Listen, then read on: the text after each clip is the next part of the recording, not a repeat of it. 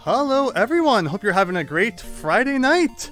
Also hope you're not too sick of the Little Mermaid theme. I know I left it running for a little bit there. Thank you all for your patience, and yeah, hope you're all having a great day, a great night, and hopefully we have some fun here as we try to beat 2 Capcom licensed games with the Little Mermaid and Little Nemo. Little Nemo, of which everyone raves about. I've heard people say it's like their all-time favorite NES game. So it's going to be really fascinating seeing just what's in store for us in that one, but hello there! Let me see here. Cliff from Germany, welcome! Hope you're having a great night. Big Phil, thanks for stopping by. Northern Hoarder, sup? Yeah, things are going well, thanks. Hope you're doing great too. Here to knock off, hopefully, another 2 games from the NES list. We beat Life Force just a couple of days ago. That was a fun one. That was a daytime stream, which I'll probably try to do more of into the future, but Friday night's always a fun time to stream as well. And I was in the mood for some NES, so here we go. Like usual, I've read the instruction manuals. Little Mermaid's kind of weird, though. Sounds like it has some strange gameplay mechanics. You kind of just have to try yourself to really figure out. So I guess, again, we've stayed on this title screen for long enough. So here we go. Ariel, Princess of the Sea, fell in love with Eric at first sight. She asked Ursula to make her human so she could meet him. He fell in love with her too and planned to marry her. So that's the funny thing, is that according to the instruction manual, from what you get from that, is this actually takes place after the movie. So, it's kind of like the sequel. Before, I think there was eventually like a direct to VHS Little Mermaid sequel. Disney had a whole phase where they gave like every single one of their movies a direct to VHS sequel. Then one day, Sebastian, Flounder, and Scuttle came to see Ariel in a big hurry. They explained that Ursula had cast a spell over the fish of the sea, so they would have to do what she wanted. If she wasn't stopped, she would probably take over the whole sea. I mean, like, the sea is pretty massive. You could take over like 1 million fish, and that would only be like a 0.001% of fish in the sea. Ariel decided to go to Ursula's castle to try and rescue the fish from Ursula's spell. She explained to Eric that she was a mermaid and a princess of the sea, and that she must try to save her friends. Go. She turned back into a mermaid, dove into the sea, and began to swim towards Ursula's castle. So again, it's really fascinating that they don't just try to make a game based on the movie, but instead try to create their own story after it. The Goonies 2 is kind of the same. I always like when you see a game do that sort of thing. But let me just make sure everything's looking good here. Hopefully the volume levels are okay. Let me know if they're not. And here's just a preview of the pause screen. We got power, range, lives, score. And yeah, here we go. So Capcom licensed games, Capcom Disney games don't tend to be super long. From the looks of the instruction manual, this game might have like 5 levels in it. So again, we'll see how that goes. Okay, so holding B seems to make you go faster. So we're going to be holding that pretty much non-stop, if I had to guess. A kind of shoots this short beam thing here. This looks like Jaws going on, kind of getting Jaws flashbacks. Okay, so you pick up the shell, and apparently you have to throw this at things to open them. Like if I throw it at this, what happens? Nothing. But we can pick it back up, which is nice. Alright, do bubbles hurt? No, they do not. Alright, a chest. This is what we're looking for. Hopefully everything's good here. Windows kind of barking at you, but that's what modern Windows does. And there, picking up that, looks like now we shoot a bubble instead of just some dust or whatever it was before. So you run into an enemy after you've turned them into a bubble, and you can throw them around, it looks like. Oh! I'm going to try and throw it into another enemy. Did that hurt me, or did I always have 3 hearts? I wasn't paying enough attention. Also, apparently you can dig stuff up if you... Oh yeah, and like the sand. So see, that's why it's important to read the instruction manual. You might find some stuff hidden at the bottom of the screen here. Like, I think we just found a fork for points. And, you know, we're not too concerned about points, unless there is a threshold at which points will give you a 1-up. Also makes me realize, should I go back? Yeah, we never examined this sand here. Capcom games are also usually pretty generous when it comes to continuing. Sometimes having infinite continues, or usually having enough continues to get you to the end. But it doesn't mean we want to skimp on, you know, picking up 1-ups and stuff too much either. Thankfully, no time limit, so we're kind of just free to do our own thing. Damon, welcome! It's a pretty short one. Yeah, again, reading the instruction manual, it looks like maybe 5 levels, unless there's any unmentioned levels. And Capcom games, especially the licensed ones, are just like that. Like, you look at DuckTales, and that's like 5 levels plus the final level, which is just Transylvania reused. And then, you know, DuckTales 2 only has like 6 levels. And I've beaten the 2 Chippendale Rescue Rangers games, and those were both not the longest games either. So I'm not expecting this to take all night. I'm sure we'll be at, you know, Nemo before too long. But otherwise, here we go. We got, you know, Ariel swimming around, picking up shells, throwing them at chests, getting orbs out. And yeah, I'm not getting the vibe so far that this is going to be the toughest game around. But you never know. So, am I supposed to go up or am I supposed to go right? Also, we kind of got a thing going on down here. I'm looking all over for secrets. I don't know if it's ever going to get, again, difficult enough that we need a whole bunch of lives and hearts and health and such, but I'm definitely not going to, you know, not look for them when I can. It also mentions throwing enemies and shells into crevices, but what exactly it means by that, I don't know. Like, is this a thing that... Ugh, okay, well that took off a health anyway. Again, my exploratory nature is probably going to be, you know, more of a hindrance than anything. So if we press start now, it shows you how many of each orb you've picked up. And I think those disappear after you die. So again, there is an incentive to not lose all your health up there at the top left. All right, it's Sharkman time. So is that already the end of the first level? Yeah, it could really be short if that's the case. So you pick up a dude, throw a dude, and yeah, that's seems to be our main way of attacking enemies in this game. Yeah, freeze a dude, pick him up, throw the dude, damage achieved. It's kind of like Bubble Bobble in a way, except you're picking up the enemies and throwing them around, which is kind of funny. Alright, well, I'm trying to pick him up. Oh! It's disappeared just in time. I'm pretty excited. Boss music, though. I like it. The shark coming at you reminds me of that one game from WarioWare, Mega Micro Games. Next there'll be a potato and a hot dog too. Alright, there he goes! And I think we pick up this jar thing. And there you go, 1 level down, I guess.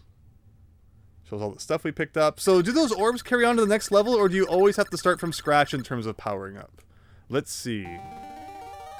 Oh, we get cutscenes after every level too? You think Nemo will take some time, says Damon. Oh no. Is it that long? The instruction manual does not give any kind of indication of length in terms of Nemo.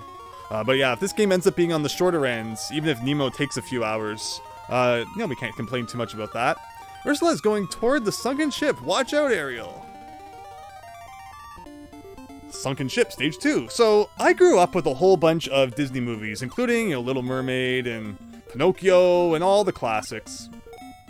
Although, as an adult, I never really went back and watched many of them again. I never, you know, it didn't make me like a Disney fan for life or anything like that. I appreciate the classics, but I guess I haven't gone back and seen them in years. When I was growing up, Toy Story was like the new thing, and I was so into Toy Story as a kid. Fortunately, no Toy Story game on the NES, on the Super Nintendo and Genesis. It's kind of where you start to see Toy Story stuff. And then when you get to, you know, PS1 and then 64, and, you know, Toy Story 2 was out around that time. But okay, we need to open up this chest. Although just throwing enemies at it doesn't seem to work.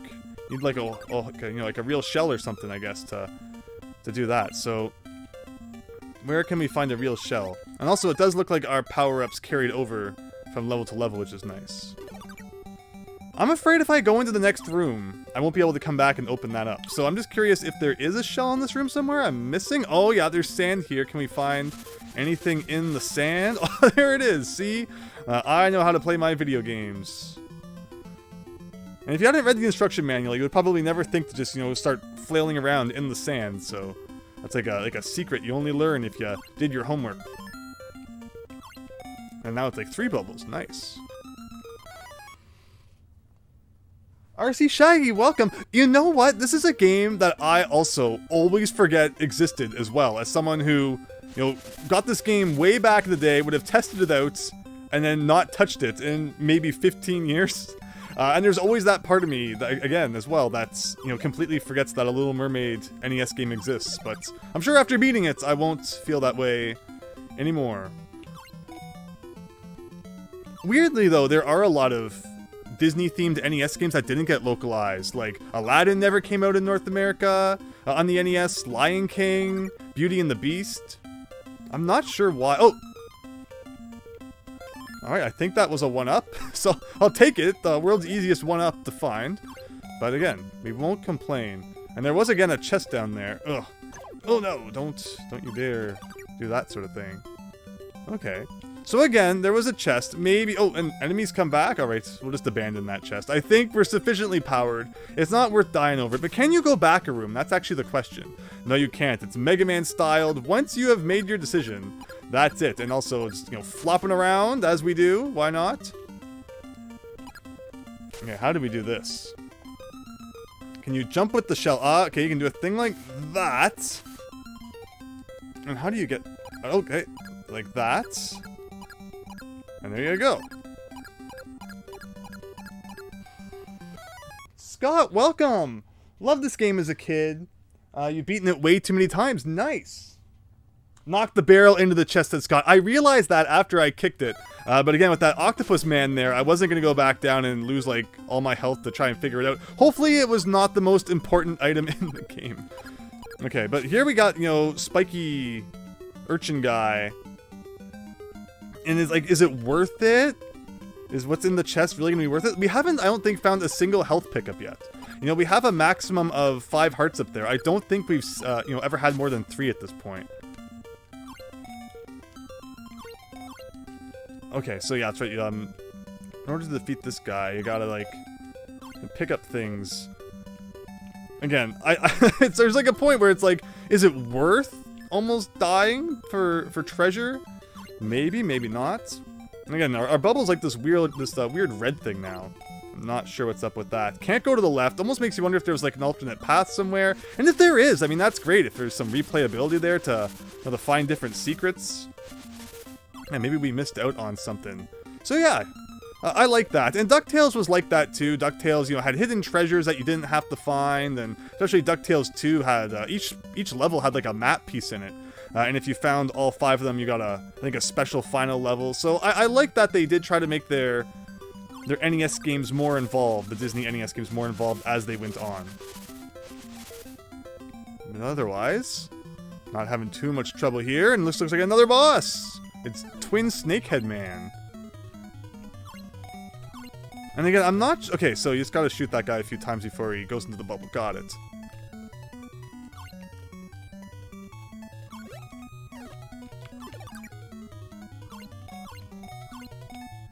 Maybe? Or maybe he has to be, like, moving. Okay, there we go.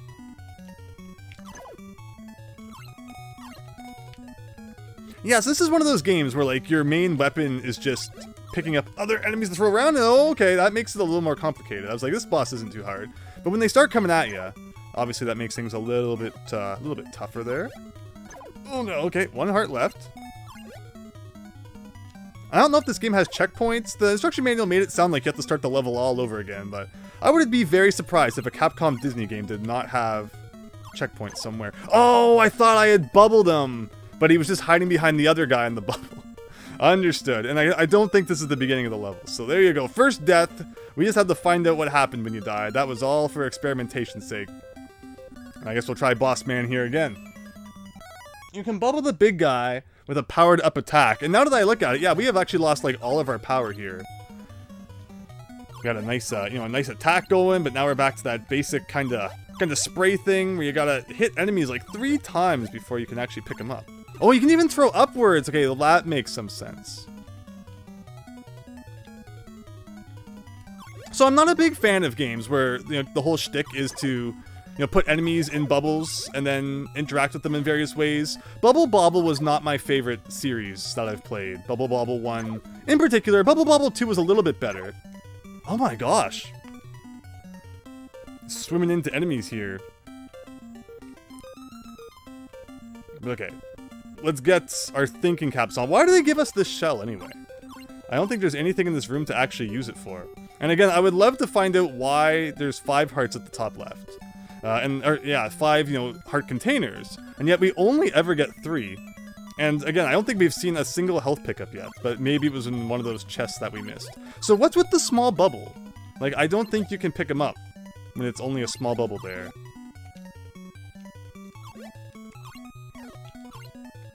Okay, so I can pick that up when he starts floating up. Gotcha, gotcha. So maybe the point is to, you know, put him in the bubble.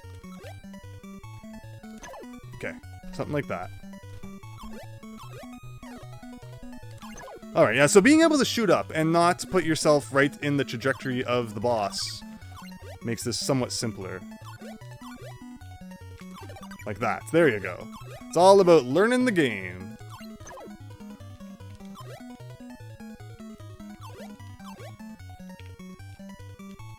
Nope.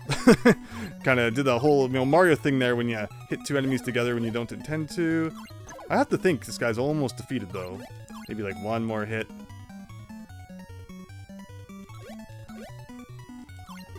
There you go! And there's the job we gotta pick up. Alright, we had a little bit of shenanigans going on with the second level. But hopefully that's all in the past now and we figured out how to play.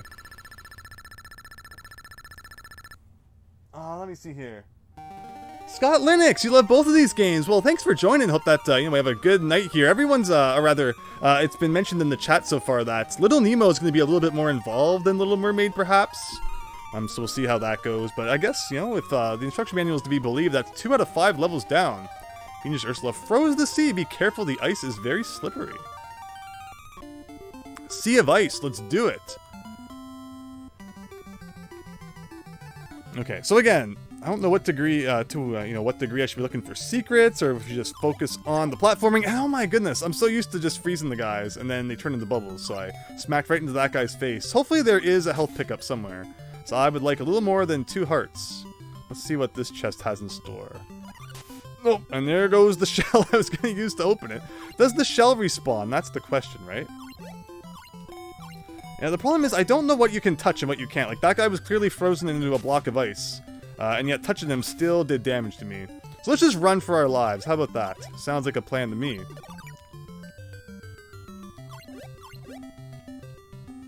And so it mentions that you can throw things in the crevices to get items out, maybe? Ah, there you go. There you go. Because, yeah, the manual mentions throwing stuff in the crevices, and it's like, well, what is exactly is a crevice? And I guess that's what it means. These little random alcove things. You get like a fork out of there, my favorites. I do see a shell over there. I guess we might as well go investigate what's up with that. And also, I guess we might as well throw guys into all these if that's like the one way to get health. No reason not to do it. And there's a lot of these crevices in this level too. Actually, didn't notice how many of them we might have been missing in other ones.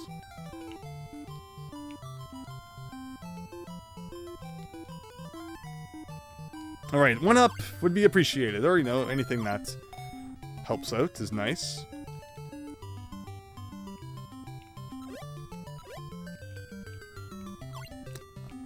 Fork again. I believe the green...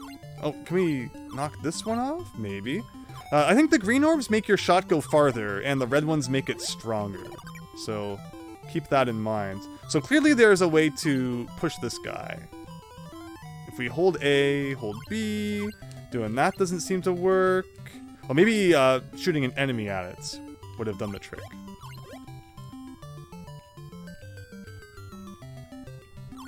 Nope. I do recall, I think, the manual saying something about rocks. Oh, I'll take that. Alright, 5 hearts, here we go. That's what we wanted all along. Let me review the manual very quickly to see what it has to say. Kick the Pumpkin, Stage 3, welcome! Yes, are we already halfway there almost? Be very curious to know. Oh, there's power-ups hidden in those holes. Oh, yes, thank you. Thank you, Scott. Let me see.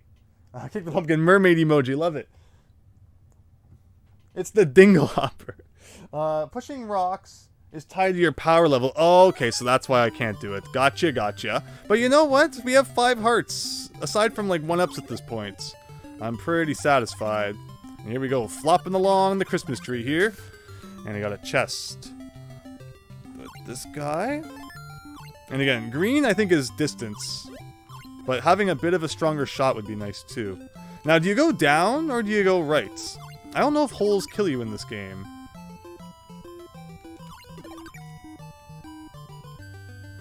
Okay.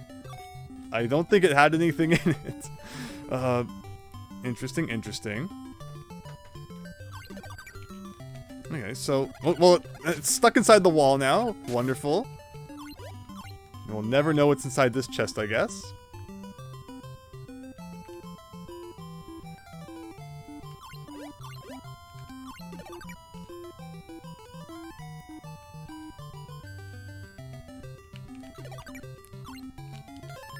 Okay, so I think we've picked up as many green orbs as we can. Finding a red one would be nice. Again, I don't know if, like, touching the bottom of the screen defeats you or not. It would not make any sense considering, you know, she's swimming. Why would going down a pit kill you? But I'm not inclined to try it this time either. Alright, Walrus boss time. Let's go. 5 hearts. Okay, so he shoots the shell. Can I touch that shell now? Yes, I can. Nope. Okay, that worked. It didn't feel great, but it worked. That worked too. Yeah, the preferred way is to throw it at him without leaving the water, of course.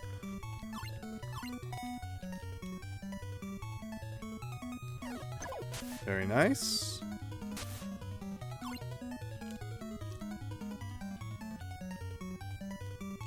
Oh.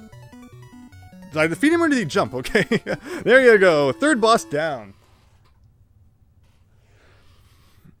Yeah, no 1-ups in that level from what we could see. Probably in one of those chests that we didn't open, but, yeah, progress is being made. Thank you, Scott Linux. There's something strange going on around the sea volcanoes. Be careful! Something bad may be waiting for you. Stage 4, Undersea Volcano. Let's do it. And again, we got sand here to kick around. I don't know how precise you would have to be to, like, find items. Like, I'm assuming that there's nothing in that batch of sand. And, alright. Rocks to the face. There's something in that sand down there. I don't know if I want to get near that. Okay, I should just stop messing around, I guess, and get past these volcanoes here.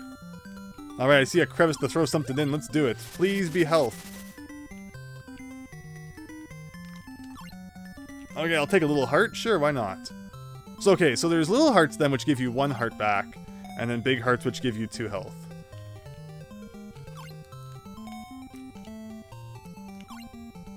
Ah, nothing? There's nothing worse than opening a treasure chest and finding nothing inside. Ooh, okay. And we got rocks. Oh, can we shoot a rock with you? No, we can't. So again, we haven't been finding any red orbs, which I guess would make us strong enough to push those around, maybe? Yeah, I don't see any way I'm probably going to be able to do this. Unfortunately, because I would like a 1-up, but I can only deal with what the game has handed me at this point. Okay, let's just get by the volcano without getting hit. Another treasure chest, which I can take this back to open. Is it going to be worth it? Maybe.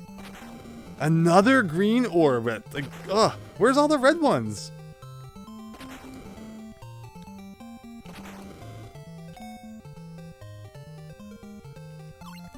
Alright, up or down? Let's check up. Nope. It's down.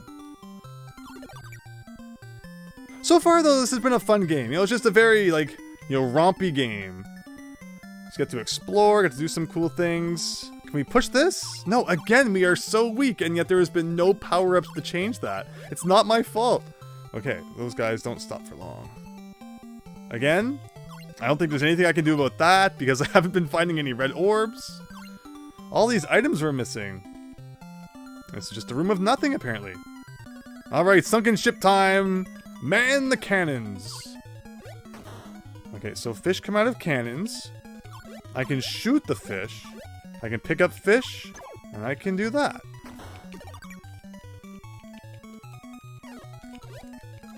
Okay, let's avoid Urchin Man, though.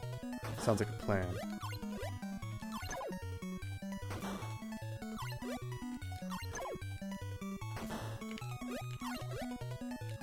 Ah, right. So is that, you know, 4th level down? Maybe 1 to go, question mark? Oh my gosh, I'm gonna get lost in the last level maze, says Scott. So let's see. Ursula's castle is like a magical maze. Sometimes you will walk through a door into a room, and when you walk back out the same door, you will be in a different place.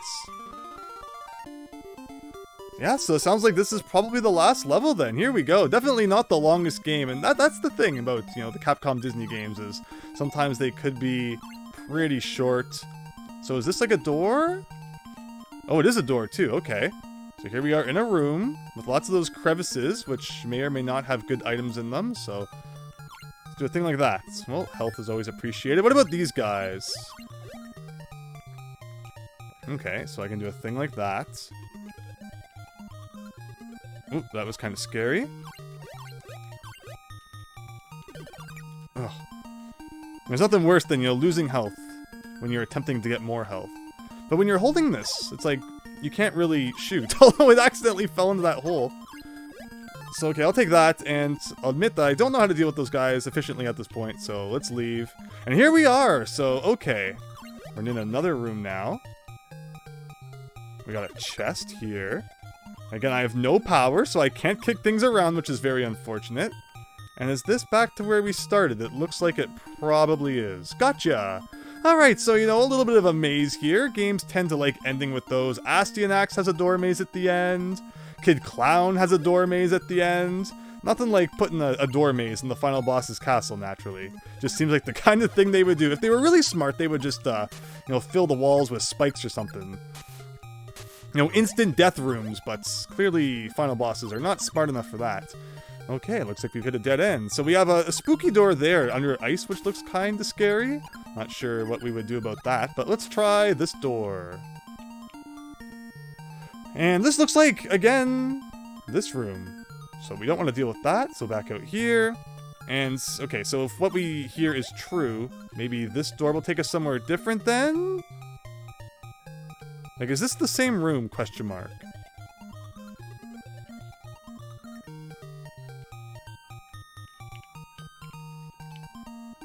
Oh! Oh, it took us down here now. But does that do anything? Soft locked, have to replay the whole game again. Now that's one way to add some extra length to your game. What is this, Dirty Harry? Oh, alright, we're somewhere different now. And again, if I could do anything about any of these, that would be absolutely wonderful. You know, I haven't seen an actual, you know, strength power-up in a long time. And again, chests with nothing in them. What's with that?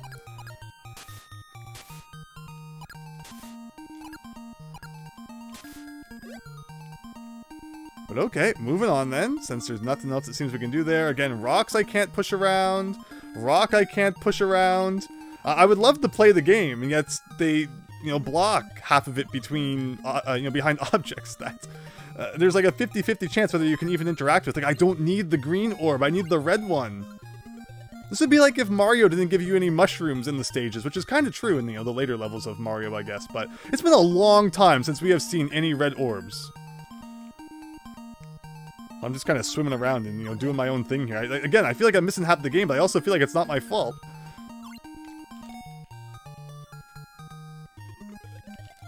Alright, this room is straightforward enough, unless it's like those elevators in, you know, Link's, not Link's Awakening, The Adventure of Link, where, you know, you can go through one of the walls or something, but doesn't seem to be the case. Alright, time for creepy thing coming out of the ceiling and the floor, which we just swam right past. Okay, I guess we found our way to the end, everyone. Not sure how, but we did it. So let's just kind of, hang around at the bottom, freeze some fish dudes, throw up the fish dudes. I think we've figured out the pattern here, although we don't want to take any more hits, it looks like. Hopefully we don't have to redo the whole maze every time. And I did not press right. She turned to the right and started shooting. Okay, it starts us right here, although I don't think we have any 1-ups. Maybe we got one somewhere along the way. Do you get a 0? I think we started with 2 lives, which would imply there's probably a 0 third life. But okay. Is this the final boss? Question mark. Maybe. Okay, you can also shoot diagonally. I did not know that either.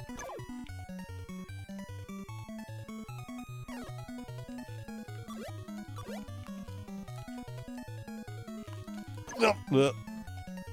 Okay.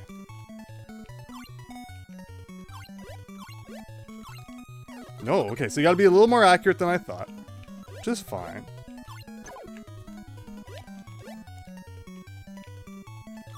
Oh, I knew that was gonna happen, but it's okay. Sometimes just want to clear the screen a little bit.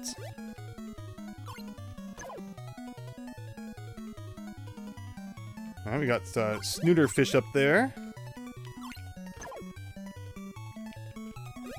Turning around is weird. It's like she doesn't turn around instantly. She does like a turning animation, and that feels like you're kind of defenseless in that moment. Okay. So what does that mean? Is that like the end of the game, or is there another stage to that?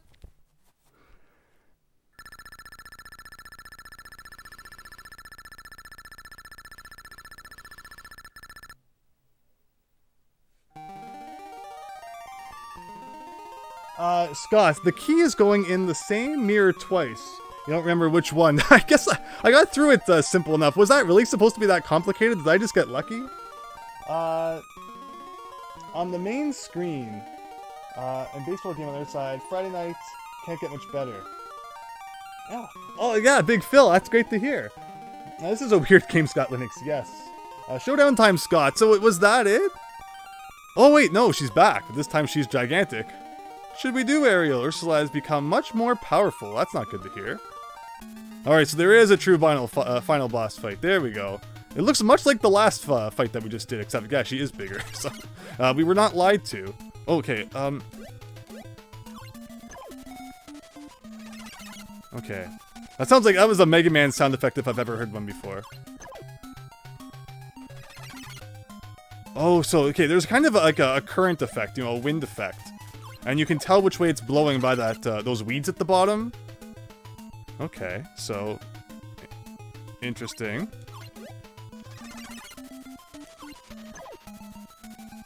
Yeah, that sounds like a sound effect from like Mega Man 4 or something. Pick up this dude, thank you.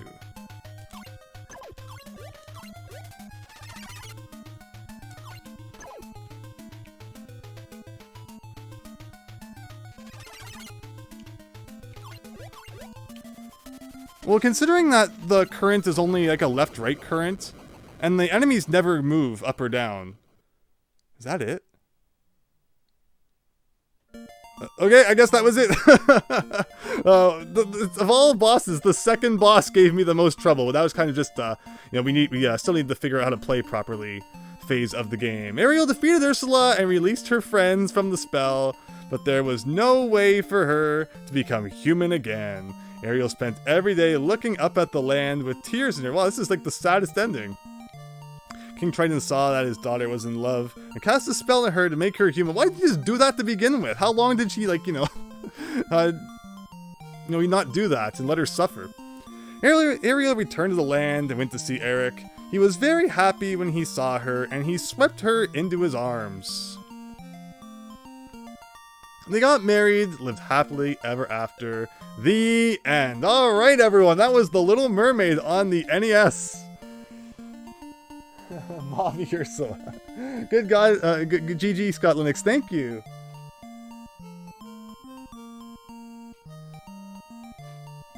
Yeah, so there was no human form at all in this game. It was all just under the sea, as would be implied by the music playing here.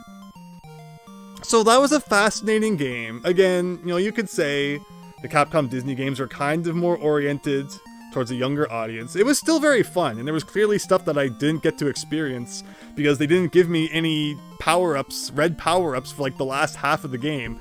So I would be into revisiting this game at some point and probably not dying in silly ways earlier on and keeping those power-ups throughout so I could actually experience, the half that I didn't get to see. But for now, very good. And we're going to be moving on to Little Nemo, which requires me to get up and change the cartridge. So I shall do that now. One moment, please. Thanks for the trophy, Scott.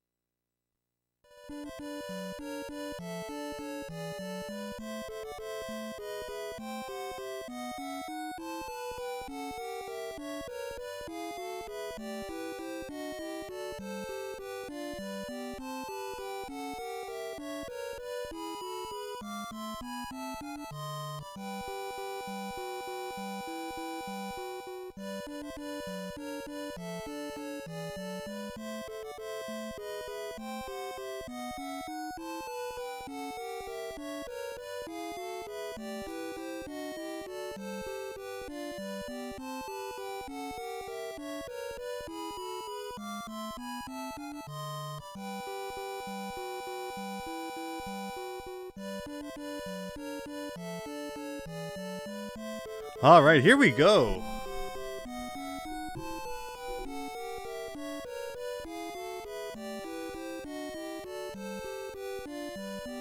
But yeah, one down already. Little Mermaid, not too bad, but according to the comments, this is going to be a little bit more involved. This is like the most random conversation.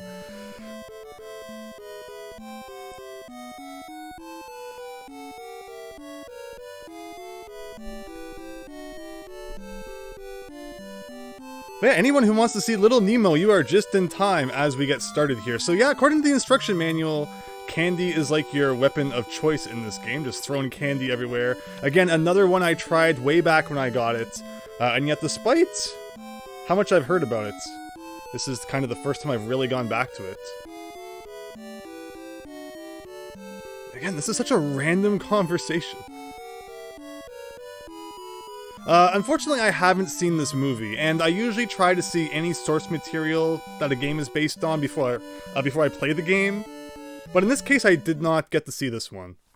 So hopefully the game makes it self-explanatory in itself. But alright, Little Nemo Dream Master Capcom 1990. Let's do it.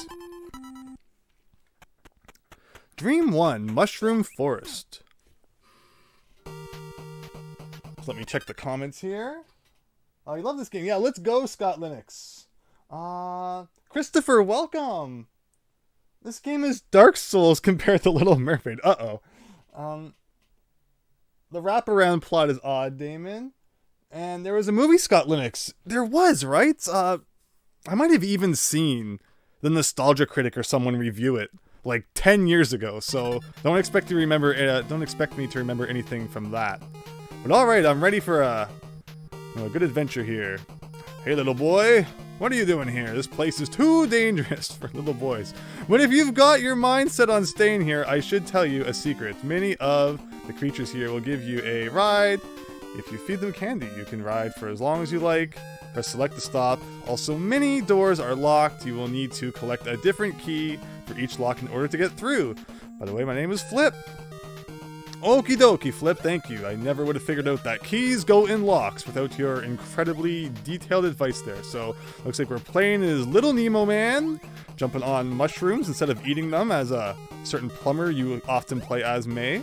Also, spiky snail guy there didn't seem to be too fond of me throwing candy in his face, but it is what it is. And, to what degree do we want to explore levels in this game? Are there going to be secrets around? Can you climb down this vine? No, it's just kind of a extra background graphic there. 3 lives. Pressing pause does not bring up any sort of menu.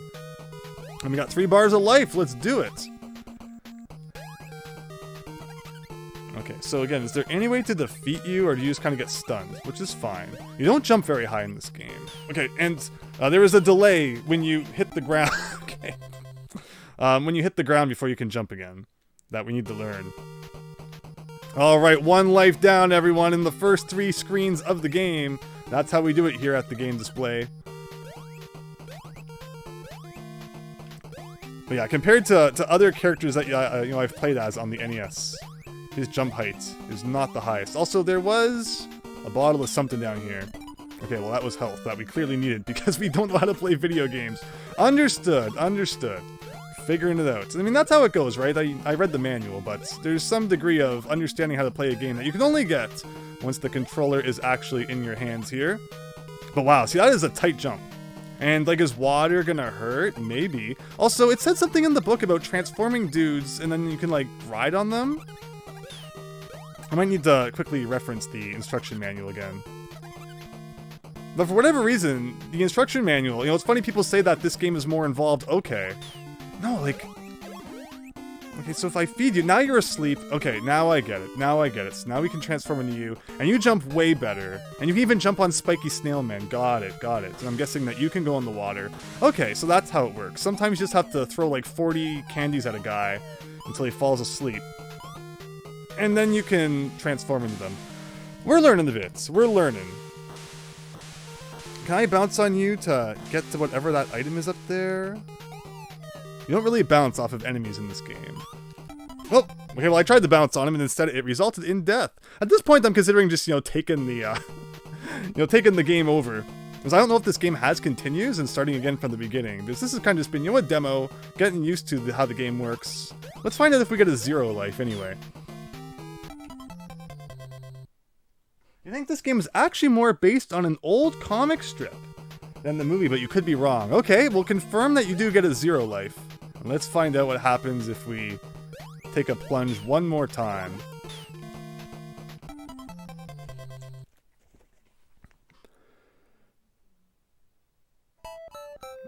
Alright, game over. And is there any sort of continue? Okay, so there is a continue option in this game, but they may be limited, so just in case, we'll do like a legit start right back from the beginning. And here we go. Now that we've actually understood the controls and what to do, this will be our serious run through. Andrew's got this, Scott Linux. Thank you. Again, every time you play a new game, there's always that kind of moment when you gotta figure everything out. You have to explore and find all the keys, Damon. So one of the very first games I streamed on my channel was Castle Quest. Kind of got me back into the YouTube game there. And that game was all about finding keys and opening up different doors and stuff with them. So I should be a pro at that by now. Alright, very strange though how this works. Like some enemies you can just throw candy at all day and it just stuns them. And then other ones, if you throw enough candy at them, you can transform into them. Just a matter of figuring out which ones do which. Okay. Alright, and then yeah, the increased jump height that you get from like this guy is very much appreciated. There's a key up here, so we missed that last time, so a good thing that we came back to grab that. Also, it seemed like, yeah, we went through the water before. It seems like not going through it's maybe the better move. There was also like a first aid kit somewhere. I do have a problem in this game about not being able to see very well what's below you. Where it's very clearly a game, that has some verticalness to it. It'd be nice if you could see a little easier exactly what's up and down. You know, Sonic the Hedgehog does that thing where if you hold down and up, it will scroll the screen. I'm not getting that impression from this game, though. Doesn't seem to be doing that. Can I jump on you? Yes, I can. But okay, we're searching for keys then. And so far, they seem to be hidden up near the top of the screen. You know, always a good place to hide stuff. All right, so first aid kit again. I have full health, so maybe that's not why it's, you know, why it's not doing anything. But another key, I'll take that. I think I tried to jump on that flying guy before, and it resulted in pain. Is this... Okay, so I can touch whatever this is right here. Alright, so there's a mole guy. I'm assuming I could probably dig into the ground. It's kind of giving me a, you know, a Yoshi's Island vibe. Transform into the mole, transform into the helicopter. Different things of that nature. Get the newt, says Christopher Riggs. Welcome, hope you're having a great night. Let me see here. You are completely helpless until you get the animals. Yes, yeah, it does seem so, very much.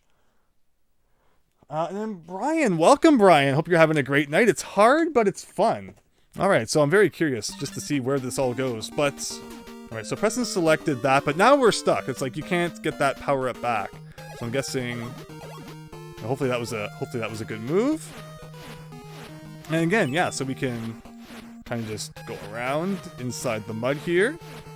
And just how many keys are we going to need? Like, it doesn't tell you how many there are. Just, you know, collect as many as possible, I guess. Also, oh, looks like we have an extra health bar down there. Maybe that's what picking up the first aid kits was doing. So it's good to know that we can pick up more than 3 health. So, is that like a secret if you go down? Or is that death? One of those situations where it's kind of trial and error there. Because, I mean, the fact that there's no other holes in the floor makes me want to try it. But at the same time, it could very easily be death as well. Oh, you can't jump as this guy either. Your only way of movement is pretty much to dig around. That's such a great soundtrack, Kick the Pumpkin. This is great so far. Go down, says Damon. Oh, was I on to something there? See, I appreciate that in the chat. There's nothing worse than, it's like, how are you supposed to know that? But the fact that there were no other holes in the floor does kind of indicate that you would probably want to go down there. But see, my retro gaming sense isn't too rusty. If this is death, I'm gonna ban you all. There you go. Okay, very nice. Hopefully I didn't miss anything up, though. And again, you can't jump, so I have no choice but to press select here. And what's this dude doing? Oh, well, 1-up. Can't complain too much about that. Again, thank you very much. And randomly, we're on top of a big mushroom now. Okay, I see where we are. What does this guy do? He doesn't seem to... He doesn't jump very high. Does he do anything if you press B? No. Can he climb walls, maybe? Maybe that's his shtick. Can you jump on dudes? No, you can't even jump on... Oh, he does climb walls. There you go. Again, the instruction manual...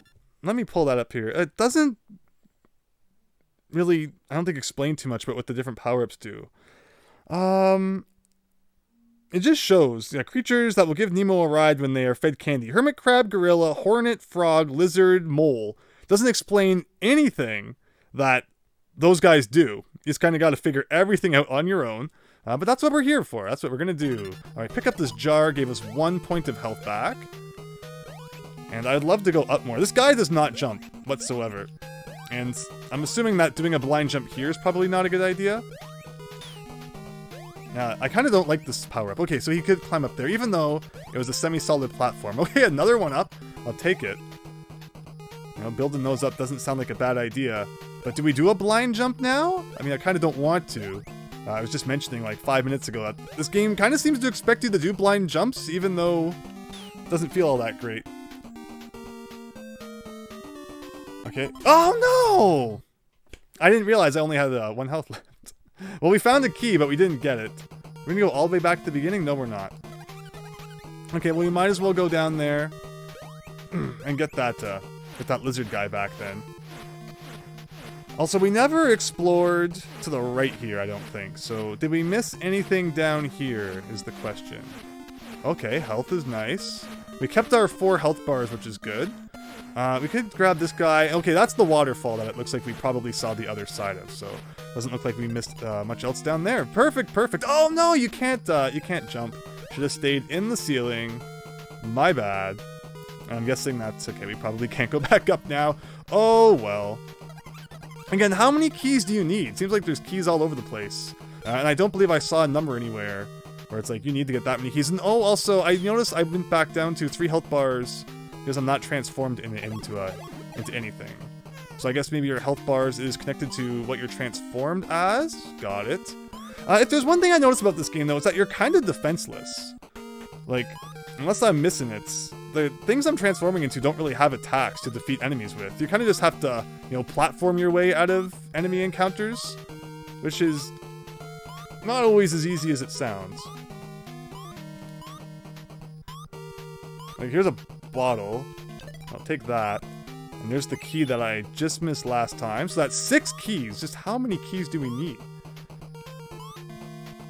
Oh, there's, I think, that dinosaur guy again. Okay, oh, 6 locks. I'm guessing that means we need 6 keys. There you go. And was there, like, any extras, or was it, like, literally strict? It's like, you gotta find every one, I wonder. But regardless, we found enough of them, and that looks like the first level down. There's definitely a learning curve, Damon. Yeah, a little bit, for sure.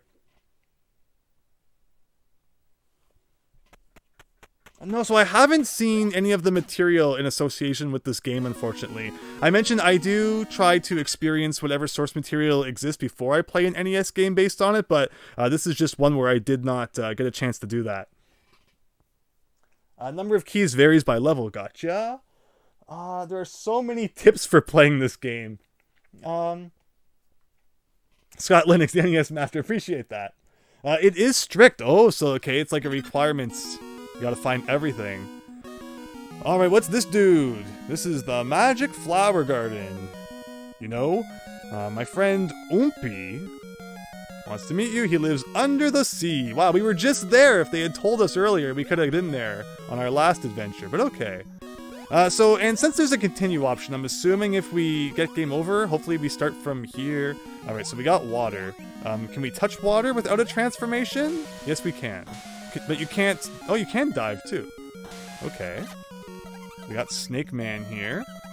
Doesn't seem to ever fall asleep, though, so we gotta do an extremely precise jump. Alright, but Gorilla Man.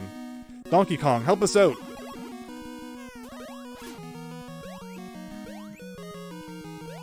And again, the instruction manual unfortunately goes into 0 detail regarding what different transformations do. So it's like, okay, can this transformation jump on top of enemies? Can this transformation do much of anything? So I guess, is that a punch? Okay, that is a punch. It looks more like he's, he's doing a dance than anything. It's like, yeah, break it down, Donkey Kong. But apparently, no, that just means that he's punching enemies in the face.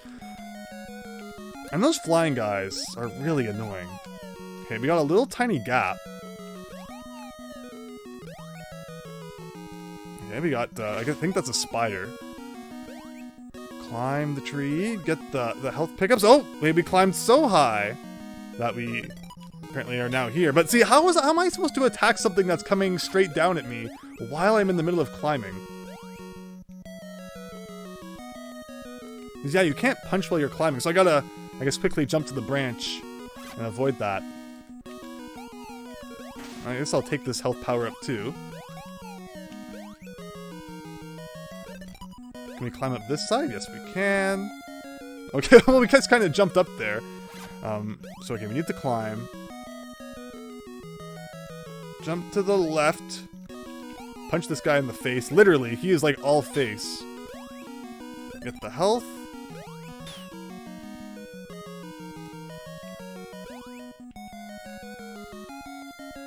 Okay, hopefully that's all that's up here. Hopefully if we die, like, we never have to climb up here again. Don't get exactly what it wants. Also, I do see, yeah, like, these things are relentless. So note that there is a dinosaur guy up there, should we need it. See, my problem here is that I'm trying to get to the other side of the tree, and yet every time you try to go to the other side, he just tries to climb the tree instead. Bit of a weird game to control, I'll admit, but so far we're doing okay. You meant secrets, there's lots of them, gotcha. Yeast Bunny, welcome. Hope you're having a great night. Mule Kong. He has a face for punching. This is a pretty big NES cart. See, I know nothing about how long this game is or just how much there is to it. People have said that it's one of the longer games. Thankfully, The Little Mermaid took like 20 minutes to beat, so we have lots of time for this one. Touch fuzzy, get dizzy, says Damon. Exactly. Again, I said that there was a Yoshi Island vibe going on with the transformations. Okay, we got, gorilla team going on here. Punch that gorilla in the butt. Alright, we got a key here. Oh, and then see what I mean about blind jumps? How was anyone supposed to know not to jump down there? You see a key, you jump. That's how video games work. You don't put spikes underneath. But that's what we're dealing with today. This is literally Battletoads level of jank going on. So it's a cool game though, I'll admit. I can see why a lot of people really like this game. There's definitely a lot going on here, and it does a lot, for an NES game. Again, we have a character riding on top of a creature. Miyamoto once again proven wrong that, Yoshi not being possible on the NES. But again, I just joke whenever I bring that up, because I know he's talking about back in, like, the mid-80s, where this is a 1990 game. Technology had come a little bit since then. So what is with this? What is with this down here? How do you get under there? Again, there was that dragon guy on top of the trees up there. Maybe I'm supposed to grab him. Although now I'm kind of stuck.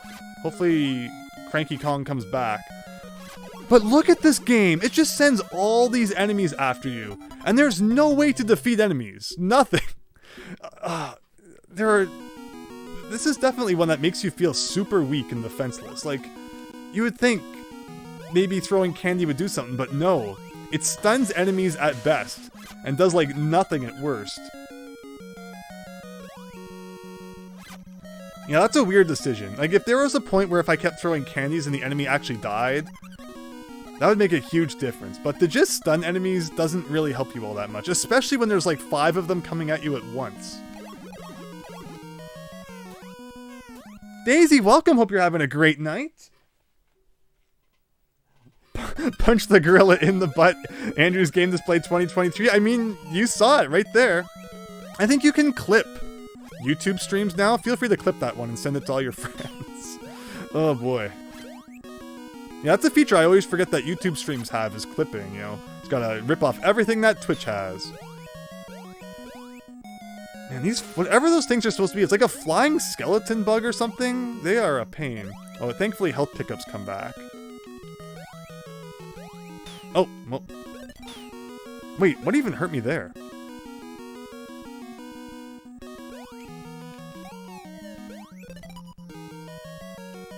Okay, so now that we understand what we're doing, let's actually try to make some progress. Wait, oh shoot, you gotta put him to sleep first. I'm just like, alright, dinosaur time, let's jump on his back. But no, there's like a whole series of things you gotta do before you're ready for that. Oh boy, what a strange game. What a strange game. I'm actually surprised to hear that so many people like this, considering it's pretty tough. And people clearly, it was mentioned, the Dark Souls of NES, or at least compared to the Little Mermaid. I can see that. And, Dark Souls is fun. So yeah, let's see. You're just so defenseless, though. You're like the sprite that takes up half the screen, and everything hits you, and you have no way to stop it.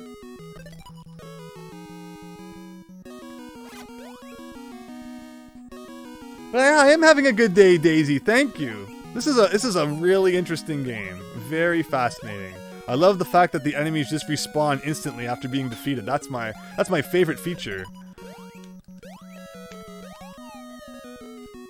Now, you tell me how I'm supposed to ascend this tree when the enemies just keep coming back. Okay, so maybe that's it. Okay, we'll still... Alright, Lizard Man, come back here. Okay, so with you, yeah, I should be able to crawl into that hole now, probably. At the very beginning of the level. But we can make it there without dying. Actually, I think it was to the right, wasn't it?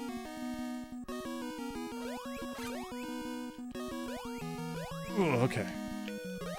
Alright, somehow we dodged all that. Yeah, there we go! It's like the micro mushroom from New Super Mario Bros.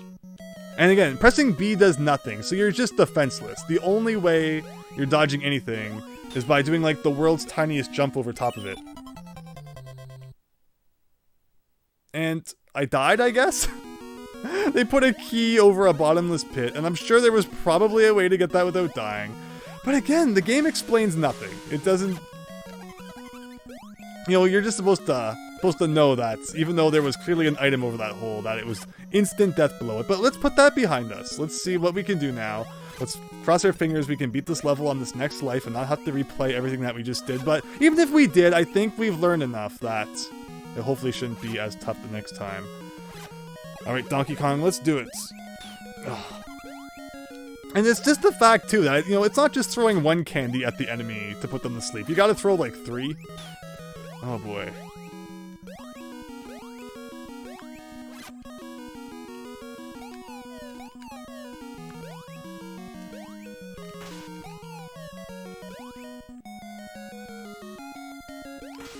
Okay, so there's a health pickup here. Alright, so what does this game want from us? What does it want from us, then? We've got 3 keys now. And this is where we've made it to. And there are spikes, like, directly below us.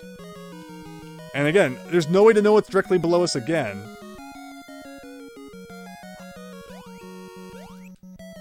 Okay, so that was where I died last time, and now we're stuck here. Oh, this is not good.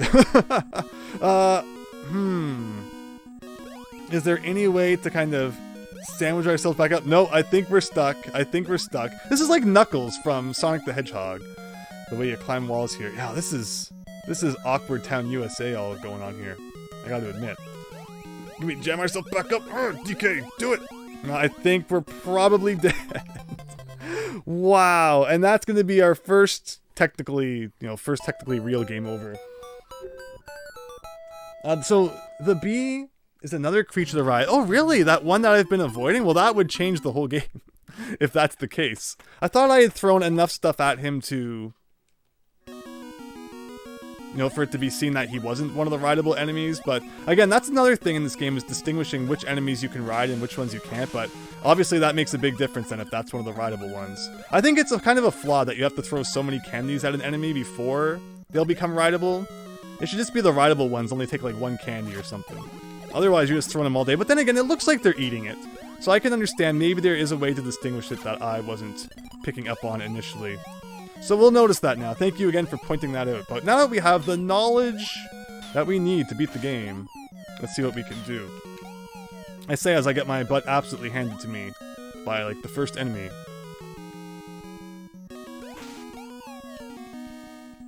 Right, so health pickup's good. So we need to climb up here. Yeah, there was a key at the top of this tree, so we pretty much have no choice but to climb up it.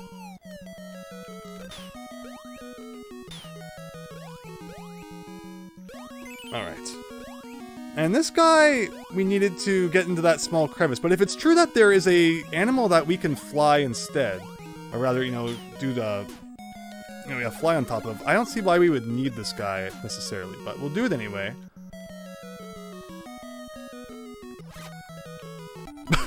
Or not. Alright, so that flying bee guy. Let's see if we can do what we've been told. And if we can feed him enough candies to be able to fly on top. Because that would change the whole thing. I think that flying would change the whole kind of way that we deal with this game. But we gotta do an extremely accurate jump first.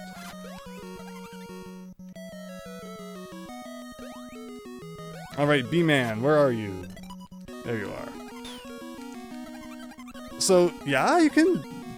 I don't think that... No, he never goes to sleep. Unless there's a different bee enemy that you're saying that you can grab to fly.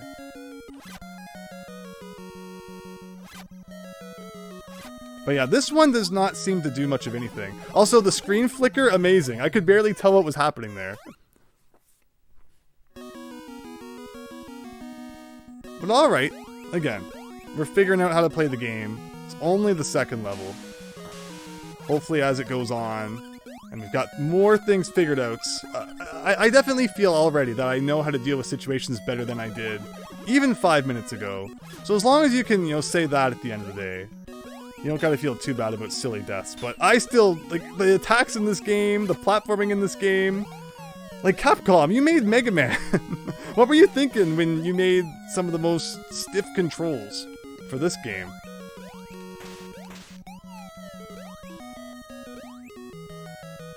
Okay, so you tell me, where there's a bee that I can ride on. I don't see it, unless you mean like these guys. No. Oh, maybe it was down below. Maybe that's what I'm missing. Anyway, I guess I can't destroy this guy, so we gotta do a really uncomfortable jump. Wasn't there a Donkey Kong up here? Yes. So I'll grab this guy, go to the top, get that alligator guy. Okay, I think I understand now. I think I understand now where I'm going wrong. No, I always forget that. You know, in the hitboxes in this game, there is no leeway. It's like they wanted to make sure that you got hit by absolutely everything.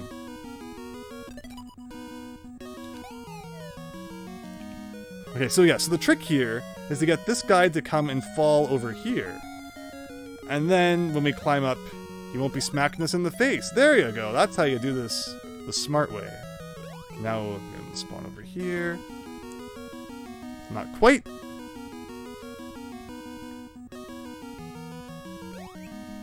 There you go. See, that's not so hard when you put your mind to it. But now, of course, we're always down to 1 health. No, actually, we have 2 health left.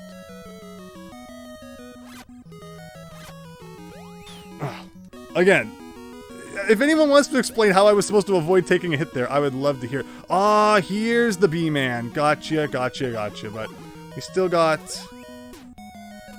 touch fuzzy, get dizzy going on there. Okay, so this makes a lot more sense. Oh! But apparently, flying has a limit. And the only way we were going to figure that out was by dying the first time. Wow. Again, if there wasn't like, even a section in the instruction manual that would give you more details on what each of the animal buddies did, that would be awesome. But you can't blame me for like, not reading the manual and not being, coming into this prepared. Because the game just tells you nothing about what's going on, manual included. It's all about figuring it out for yourself. As you know, the bee, the bee transformation in Banjo-Kazooie, that can fly forever. So why would I expect it to be any different here? But again, it's about putting all the pieces together, and hopefully we're just about at that point where there's no more mystery. This game is evil, Yeast Bunny. Yeah, I'm getting that impression. I guess I should have experimented with the bee a little bit before immediately jumping over the hole. I was just kind of excited to try out flying. What do you want? But look at that. Look how easily we can get to the top of this tree now. Like, 10 minutes ago, we were flailing all over the place. Again, I feel like you just have to take a hit there. But okay, so down here again, we'll use the B-Man to do that. And... did it run out, or did I just not press A fast enough? Oh, yeah, it does run out. See, I'm not crazy. So do we go to the left and go back? Or do we just go up this way? Yeah, you do a thing like that. Okay, okay. Oh, and you can even shoot? Wow. This is by far the best transformation then. Thank goodness. There's another bee guy. I'm assuming touching water is bad. Usually when you're transformed as a bee, you don't want to touch that nasty water. Okay, so I noticed that there's a hole down there that might be worth exploring, but we're gonna stay as the bee for a while. Again, actually having some mobility and... oh no! And defensive capabilities in this game is not something I can complain too much about, and then I messed it all up by running out of flying power right over the water, as I predicted was going to be a bad idea. Okay, well, we did the thing there.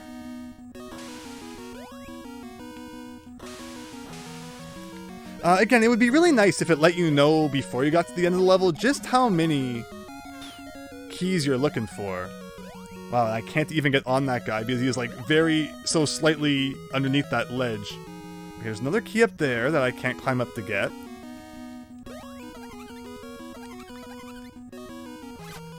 Alright, we got Snake Man here. I gotta jump over like that. And is this the end of the level? Alright, 6 keys once again, so I'm missing 2 of them. And again, there was like a hole in the water that looked like you could probably go down and explore a little bit. And don't know what they want from you in terms of jumping over that guy, but once again, putting all the pieces together, I think we're good. Does this game have infinite continues, or do I have to be at fear of being sent back to the beginning to start all over again? It doesn't give you the impression that there's limited continues, but sometimes games can be deceiving like that. Daisy, you think I'm doing better? Thank you. Again, it's a learning experience. I think I'm getting there. That isn't a bee, it's an army ant. Oh, that makes sense. Let me see. At least it isn't Home Improvement SNES's instruction manual. In the future, read Nintendo Power first on certain games. It's silly that, you know, the instruction manual isn't enough to just understand how to play. I understand Nintendo Power if it's like, you know, you understand the game. Did I go to new game? Okay, well, we're starting again. Whoops. Thankfully, I wasn't too far in. I guess I didn't realize that the cursor wasn't on continue, but this is it. This is the real Let's Play now. I think I understand enough that it shouldn't be too much of an issue. But that's a good thing to learn now, is to pay attention to where your cursor is so that you don't accidentally go all the way back to the first level. But this is it, everyone. This is like, I get how to play the game now. I think we're going to have a much better experience. And yeah, before you know it, we'll have the game beat. I'm curious how many levels it is. You don't have to answer that in the chat, but I would be very curious. I mean, rather, I am curious to find out just how long this game is going to be. But okay, so go down here, jump along here, go up here. It's already 3 keys. We got Mole Man here.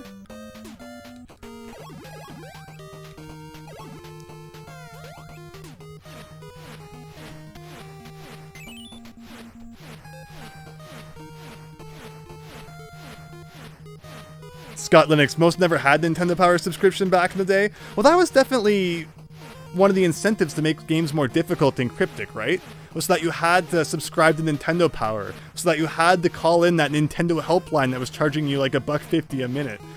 So it's funny to see, you know, how it wasn't just about making it longer so that you couldn't just rent it and have to buy it, but also about the fact that it meant, you know, other possible revenue streams for the companies as well.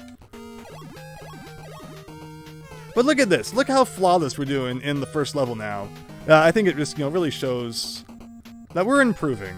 And that's how NES games work. Which is why it's always like, ugh, you know, I hate the first playthrough sometimes and making everyone watch that, because there is always going to be a learning curve unless it's a, you know, a sequel to a game I've played before or something like that. But in this case, well, hopefully everyone's enjoying it. I appreciate everyone checking it out. Hope you're having a great Friday night. And before you know it, we will be back now at the level we were at before. And this is just like this, again, that weird blind jump you make. Ugh. We got enough health this time, though, that we don't need to worry too much about it. Aha! Beat you there. We're missing 1 key somewhere. Okay, where did I miss 1 key? Probably back at the beginning, wasn't it? No, I think it was in the waterfall somewhere, right?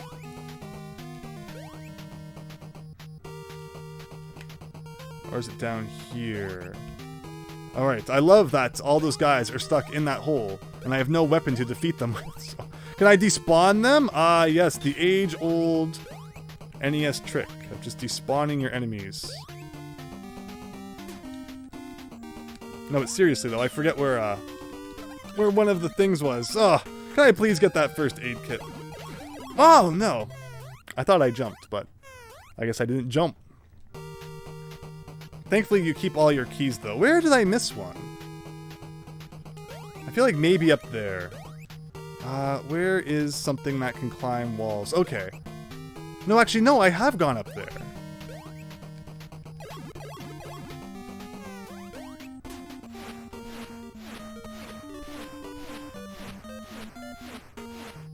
And that's another thing, too, is that if you do end up missing something in this game, remember, this guy can't jump. Good luck going back to the level to find out what you missed.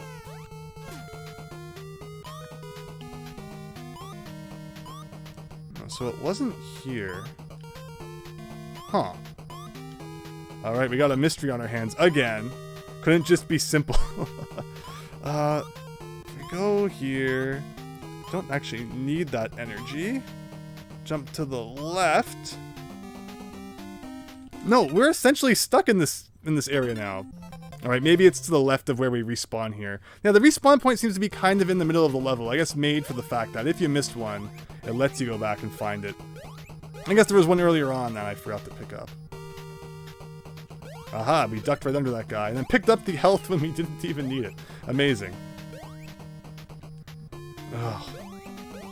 But you see, like, what I'm talking about is I want to go back to explore, and the level isn't even made so that you can do that.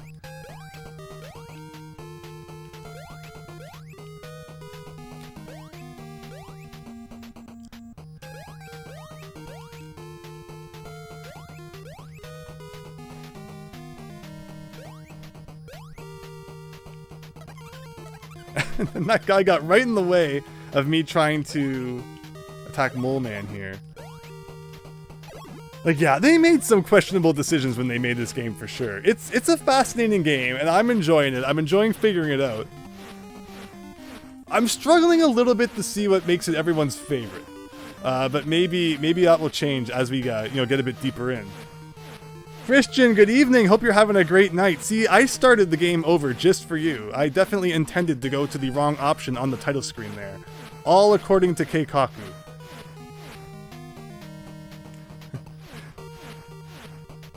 Okay, so now that we got this guy, I guess I can go back into the level a little bit, maybe? Like, I don't get why the gorilla can punch. They could have made the, this crocodile guy bite at the enemy or something, but no such luck. And he also jumps absolutely horribly, too. Alright, did I miss going up here? Is that what I missed? On top of this mushroom? I thought I bounced across the top of the screen, but maybe I didn't.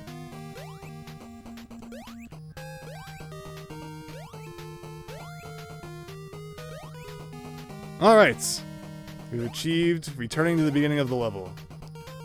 Now I'll take the frog transformation, because that seems to be the best thing for this part. And let's see what we missed. Yeah, the levels have a lot of verticality to them, which is fascinating. It definitely gives me like a Sonic the Hedgehog vibe, where Sonic always had levels that, they had upper areas, lower areas, and it kind of gave you a choice on how you wanted to beat the level. But in this game's case, you have no choice but to explore absolutely everywhere, lest you miss something that's required to beat it. Did I not go up here? No, I did too. Maybe I didn't go in this water? It's hilarious that I had no trouble finding everything the first time, and now it's like, I can't find something. No, it's not in this area.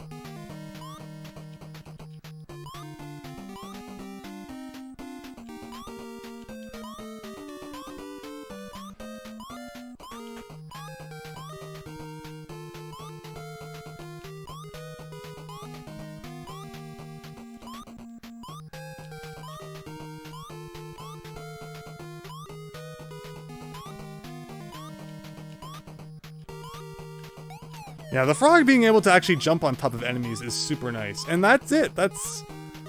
I don't think I missed it in the first half of the level, did I? Am I just messing up here somewhere? I guess so.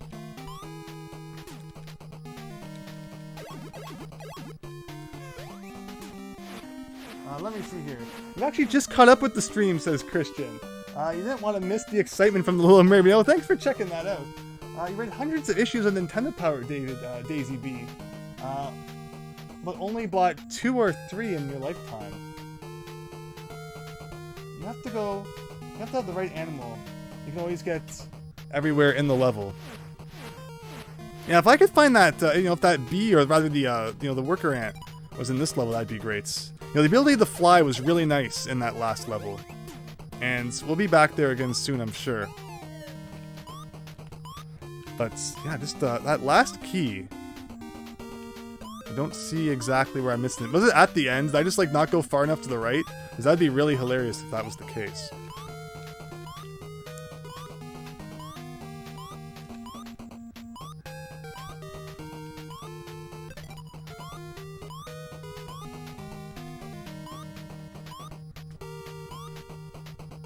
Nope, can't jump on top of that guy, though. I don't know where I missed it. That's crazy. That I don't remember there being any issue the first time playing this level. And now it's just like, what did I do wrong? It wasn't in that underground section, was it? I thought...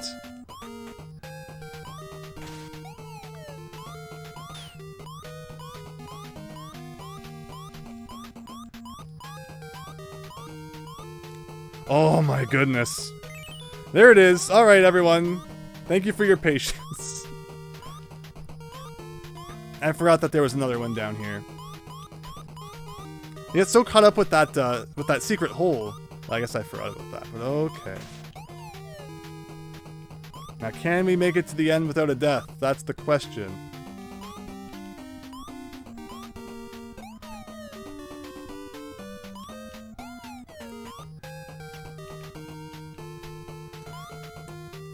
Ugh, so close. Ugh, okay. First level done. Let us never speak of it again. You love bitrate destroying waterfalls. Is that true? Is that happening? That's funny. Okay, let's not mess up on the title screen again. That's an important thing to remember. It happened when I was playing Clax, actually. When you play Clax, you get 10 seconds to press start to continue. And there was one time where it was just like, oh. And then, I just kind of closed my eyes for a second to rest them. And then when I opened them back up, whoops, I didn't press start fast enough and had to play the whole game over again. So yeah, nothing worse than when you mean to continue, but you don't actually, do it correctly. But alright, Donkey Kong time, let's go. I think we've got the skill we need now to not suck at this game, so... let's put it all together. Yeah, interesting that depending on the animal buddy that you're using, you get different amounts of health.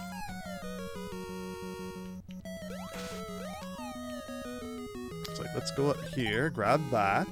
Go to this side, grab this. Up the tree. Jump to the left. Up the tree. Jump to the left again. There you go. Yeah, so when you stop and think about it, this game's a lot more fair than it seemed at first. It was just a learning curve. Coming to terms with the fact that you have almost no way to attack enemies, are generally very slow, don't jump very high. You have a lot against you in this game, but when you overcome it, it feels good anyway.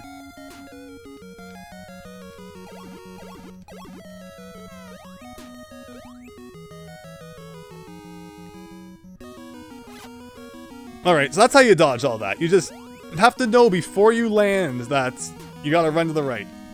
Alright, worker Ant-Man. Let's do this. Okay, how do you fly again? You mash the A button. Got it. So you jump down there, do that. And then you jump up here, and you have to know there's a platform here you can stop on. Okay, so 6 keys again in this level. And I think we found 4 or 5 of them last time. Oh, of course you can't touch worker bee man. I am your friend. Why does touching you hurt me? And I think what we want to do is probably go down here, right? I don't think we explored this hole last time. Wait a minute! Oh, I thought maybe just touching the water would take off the bee suit. So I should have taken off the bee suit first and then touched the water. I mean, it makes sense when you think about it. And yeah, for some reason I thought it would just, transform me back to normal touching the water. Is this death? No, it's not. It's a secret. It's underwater. Oh, and I didn't even notice that guy there. Blended right in with the background. Can I transform into you, though? No, he's just there to ruin your day, I guess. We got bats going on. We got a 1-up and a key. So, I mean, it's a secret area, but it's also a required area, so... Alright, we got Crystal Man from Mega Man 5 going on. My favorite. But welcome, Azul. Hope you're having a great night, and it takes us right back to there. You played the new Sonic game and enjoyed it more than expected. That's great. Let me see here. Christopher Riggs. Was there? Oh, yeah, there you go. Thank you, Christopher. This is a very neat game, says Eastbunny. Yeah, it's been pretty cool. Bee suit with limited flight. Sounds familiar. It's from, Mario Galaxy was very much like that, right? I think that's the vibe it's given me, too.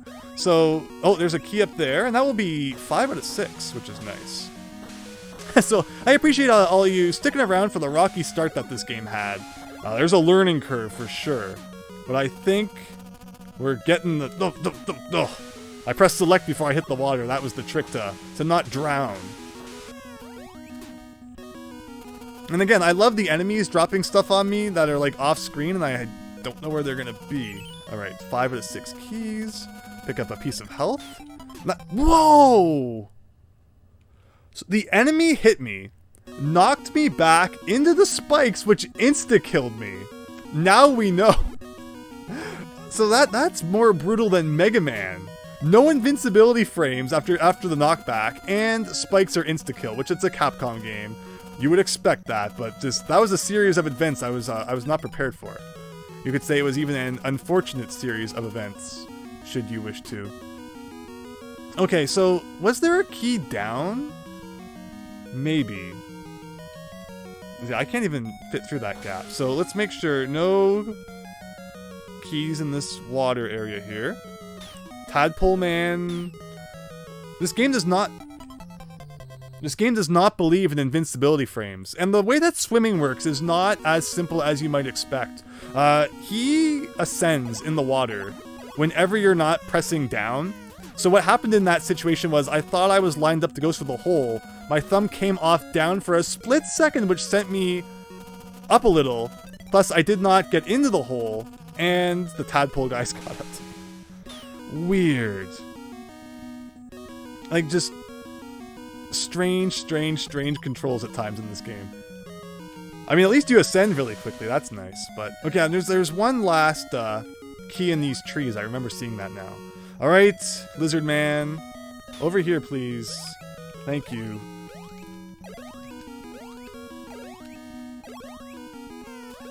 Okay, so now avoid the eggs. Hopefully we can climb up this tree without much issue. I'm on the wrong side of it, though. All right, we did it. Just run, man, run! And that's the second level, everybody. My goodness. It took a long time to get there, but we figured it out.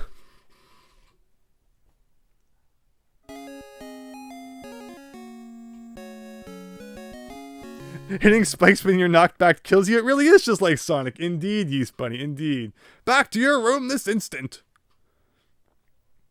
Alright, Dream 3, House of Toys, let's do it. Hopefully with everything we've learned now, you know, we understand what's going on. Hey, 2 keys handed to us like right off the bat. Seems a little bit too kind. But here we go. So again, you know, I am starting to warm up to this game, and I'm getting, you know, it does a lot of really cool things. I understand why people would really like this game. Okay, yeah, so 3 keys already. I'm assuming this will probably be a level where you need more than 6, considering how they just handed them out so nicely there. Alright, train time. If you missed any of those 3 keys, you're probably gonna get soft locked, but I think maybe you had to touch those keys when you... Oh wait, I probably could have jumped up there. Those are semi-solid. Okay, let's see. Alright, so avoid the bombs. You know, grab a 1-up. Sounds like a good idea to me. I don't think I was supposed to get that health from the angle I jumped at it from, but, you know, I did anyway. Got the kamikaze planes. Again, more health. I'll take it. Oh, I thought maybe I could, like, you know, jump on top of those, but maybe that's not the intention.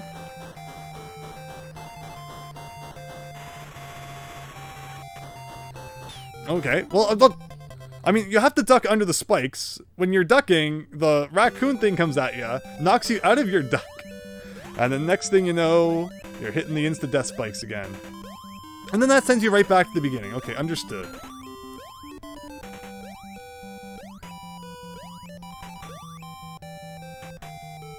So yeah, you know, auto-scrolling train level. This really is like Mega Man 5.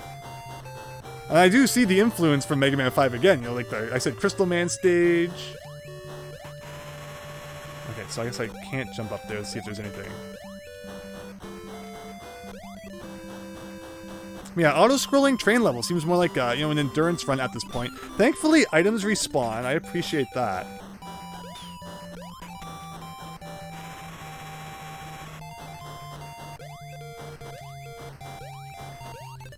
I don't know how you get that one up, because I feel like I can't make it over that wall.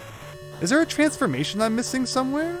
Like, if I could jump higher, or had some way to defend myself, this would be much easier. Like...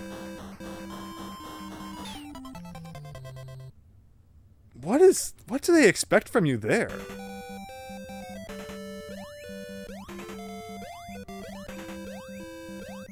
Because I feel like, you know, they don't come after you until you're pretty much going under the spikes. But as you're going under the spikes, if they hit you, you knock back into the spikes and die. So it's, again, just another situation where we're going to have to play a couple times to figure out how to proceed. And hopefully once we figure it out, it's not too bad. Again, can we, like, jump up here? Like, this feels like, you know, just prime for a secret up there, but didn't look like there was.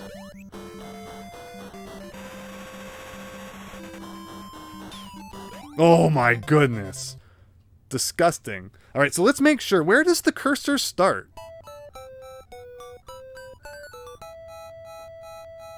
Okay, so game over. I'm not touching anything. Oh, it starts at continue. So how did I end up on start last time? I have no idea. But it's okay. We learned a lot, though. We learned a lot about how to play the game. And yeah, it brings us back here. Hopefully there are infinite continues. And even if there aren't, this is very much a game where once you learn how to beat a level, repeating it's not too hard. It's just a matter of figuring it out the first time. And that's not always as easy as it can be said to be. Well, let me see here. 6 more levels to go, says Daisy. Wow. 8 levels total. Interesting.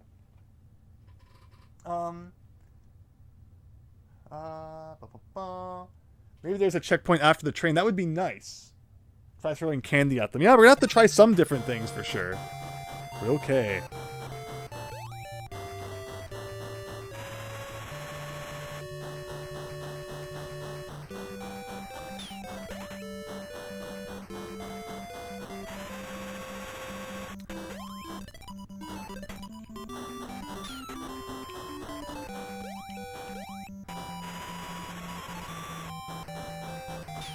It's okay, it's just health right here. Again, I should probably keep, you know, trying to jump over those stack of blocks, but you do not jump very high in this game at all. Alright, so here's that part coming up. Can I hit them through the wall? Okay, so just, I guess there was a point where once you get close enough, they do a thing. And hey, the track's going down. That's kind of cool. No more health, though, which is kind of scary. Thankfully, the explosions from the bombs, there's no, like, splash, but there was a situation I was supposed to make it through somehow. And, of course, all the way back to the beginning of the train. I definitely see what people meant by this being quite difficult. But we'll get there. We'll get there. Thankfully, again, Little Mermaid didn't take too long, so we have lots of time to try and beat Little Nemo here. Especially if there's infinite continues, it's all a matter of brute force at that point. I like this though. I like the concept. I like the, you know, the level design's been good. I like the, you know, the more open-ended exploration that you have to do. There's a couple things that could be touched up for sure, but most NES games are like that, right? So yeah, I like it. I like what we're seeing here. Again, not sure how you get that one up.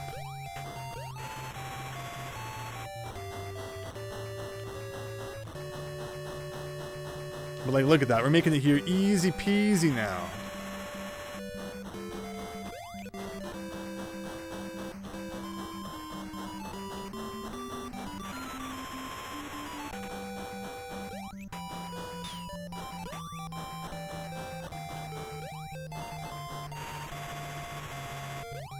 And graphically, it's a very nice game as well. Okay. Okay, I was gonna be like, how do I reach that? But, so your hitbox extends a little higher than it looks, maybe? That's 6 keys, though. Is that enough to beat the level? Shoot. Of course we got, like, layer 2 shenanigans going on. Why wouldn't there be layer 2 shenanigans? Oh, I don't know why I jumped. There's a part of me in my mind that's like, I should try and get on top of these blocks. And then the second I jumped, I realized my mistake. But it was too late. We have 6 keys, though. Hopefully that means we're getting close to the end. But okay, let's just repeat that. And that's the one thing about auto-scrolling levels. In a game where you have to like replay a level from the beginning, auto-scrolling levels are those ones that start to melt your brain, where it's like, okay, I get it. But you are constricted to playing the level as fast as the game will let you. There's no, now that you know the level design, running through it faster or anything like that. You gotta go through the paces every time, from the top. No negotiation.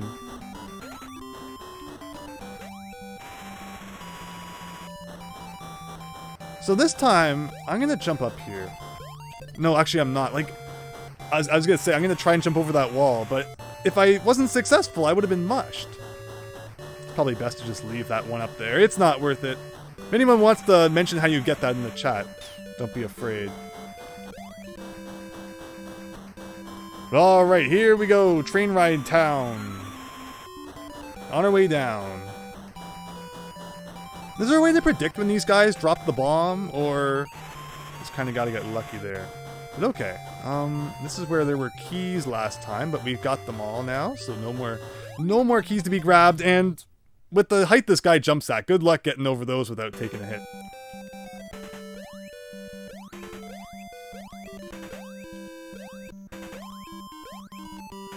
But yeah, so compared to Little Mermaid, it's funny how, one Capcom game can be so simple, and then the others can be so... It's not as tough as it could be.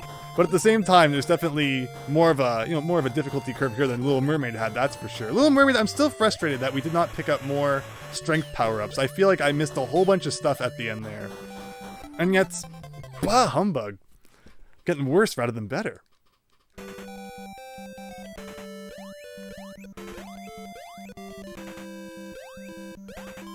And there's no run button either. That would make a big difference too. If you could like vary the speed that you go, that'd be great.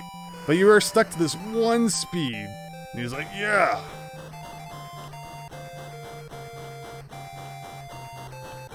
I'm trying to just figure out the pattern though. The planes, sometimes they crash down, sometimes they don't. And then those, the air balloons, sometimes they're dropping bombs and sometimes they're not. Just trying to figure out the, the enemy pattern here.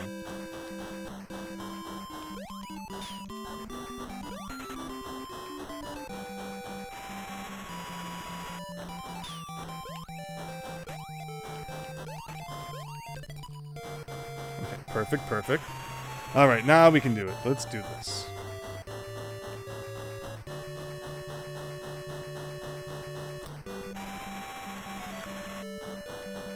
Alright. Now we're moving down. Okay.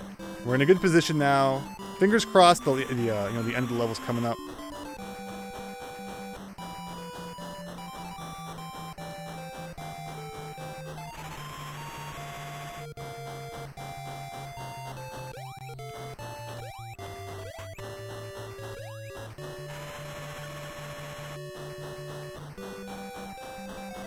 And then this, layer 2 shenanigans, it's freaky.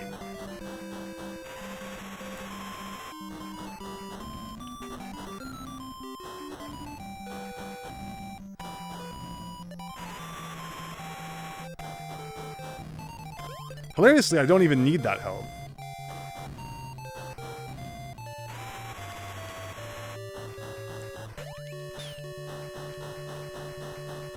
Oh my goodness! I definitely clipped those spikes.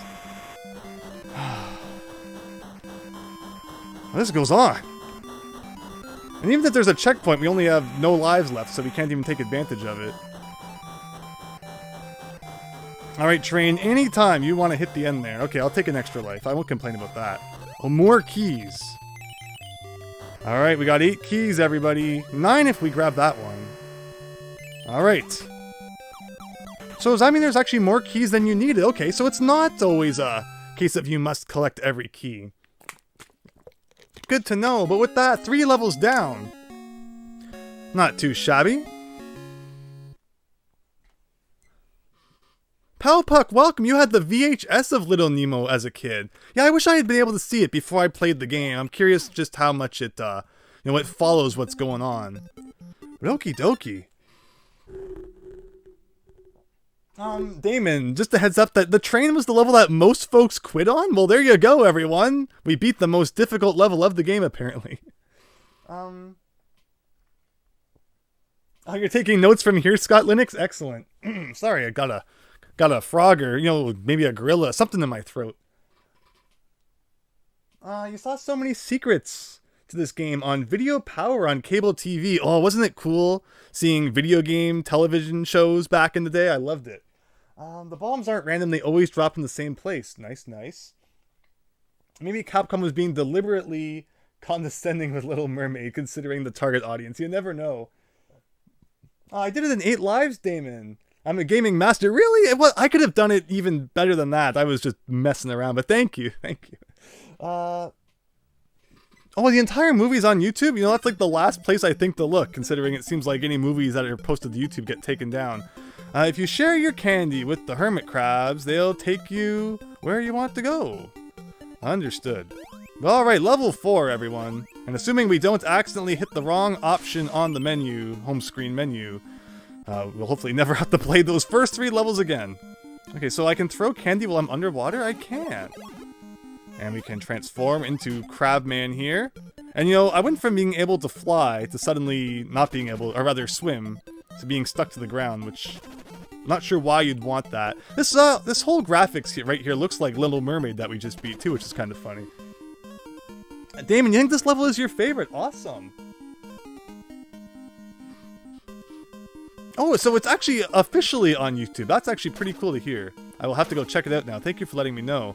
But alright, so yeah, being a hermit crab, we can go under the sand. Understood.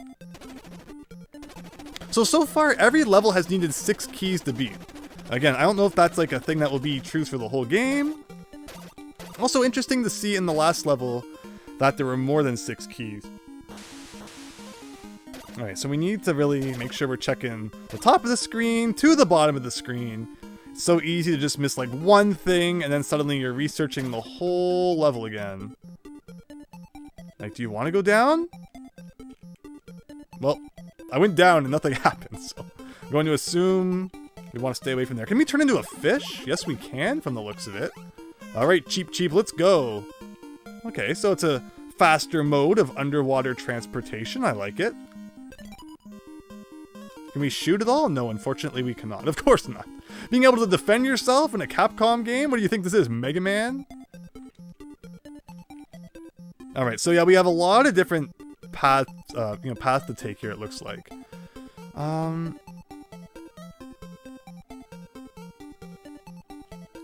Okay, that was a really tight squeeze. Alright, so there's a key up there. It looks like I missed, so we gotta go all the way back then. And take the upper road. It's all trial and error. Unless, like, we had Nintendo Power, like was mentioned, and we were, copying along. Hey! I was like, it's gonna, maybe we can go through the wall. But no, it's just literally transported us to somewhere different. With a 1-up from the looks of it. I mean, now I'm inclined to press against every wall. Because how are you supposed to know which ones are the secret ones, then? Alright, and, this may even be a required area, considering there was a key there. Or it could be a bonus key. And, okay, that's where we just went into the secret area. Yeah, you always gotta press against those walls. Like, never trust a wall in any video game. There's nothing that can stop it from being a false wall. And if we transform into you, we can jump up here, but I don't want to touch the spikes. Okay, very nice. Alright, 4 keys, not too shabby. And you can swim underwater too, so you're like the fish, but you can also jump, which is nice. Those are just like enemies from like Mega Man 1. It's kind of funny. Okay, I see that under there. So we're gonna have to transform into Crabman. I can see why this is your favorite level. It's just very, it's just very comfy to play through. How do you get down? There you go. It's not like, the second level was pretty brutal with the way it had like 5 enemies coming at you at once. With hardly any way to actually avoid them.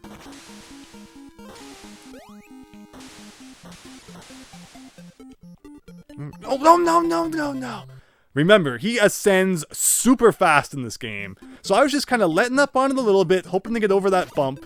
And he's like, alright, I'm going right into these spikes, and there's nothing you can do to stop me about that. Okay, away from Tadpole Man. Where's a fish man I can get back to swim around? Because that would be nice. I don't think that these fish are the type that you can feed.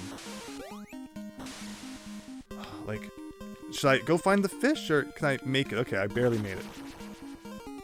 Okay, I don't need health. There's sand down there I might want to go in. Is this going to be the end of the level? Yes. Oh, only 5 keys required. There you go.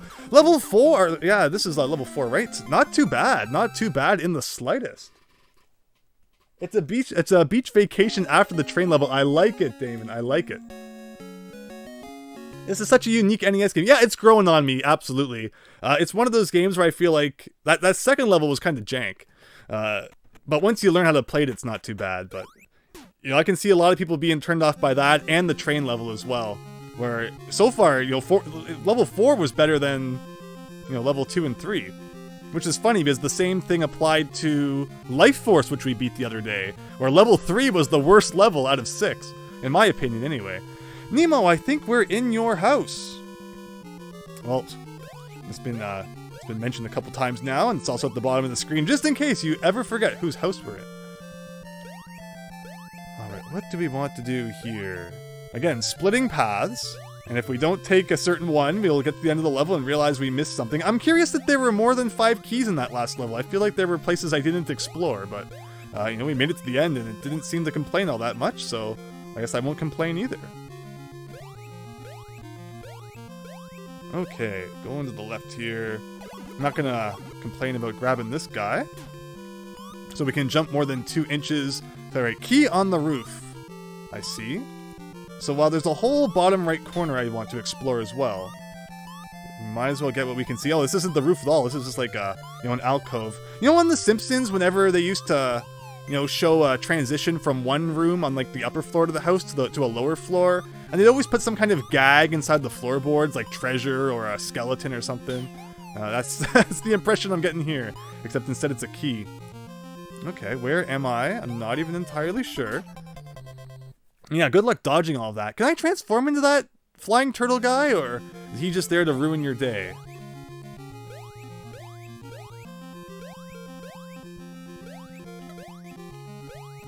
But good music again, too, as you'd expect from a Capcom game. I guess we'll explore down here. What's going on in this part of the level? So, down here, and this is just like solid walls, I guess? Okay. So, you don't want to be in the bottom right corner. That's what we've learned. But you had to check, because there very easily could have been a key down there. Let me just see one thing here.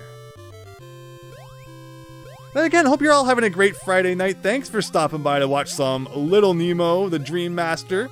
Again, we already played The Little Mermaid. Hilariously short compared to this game. 2 different experiences, yet, you know, they've both been fun.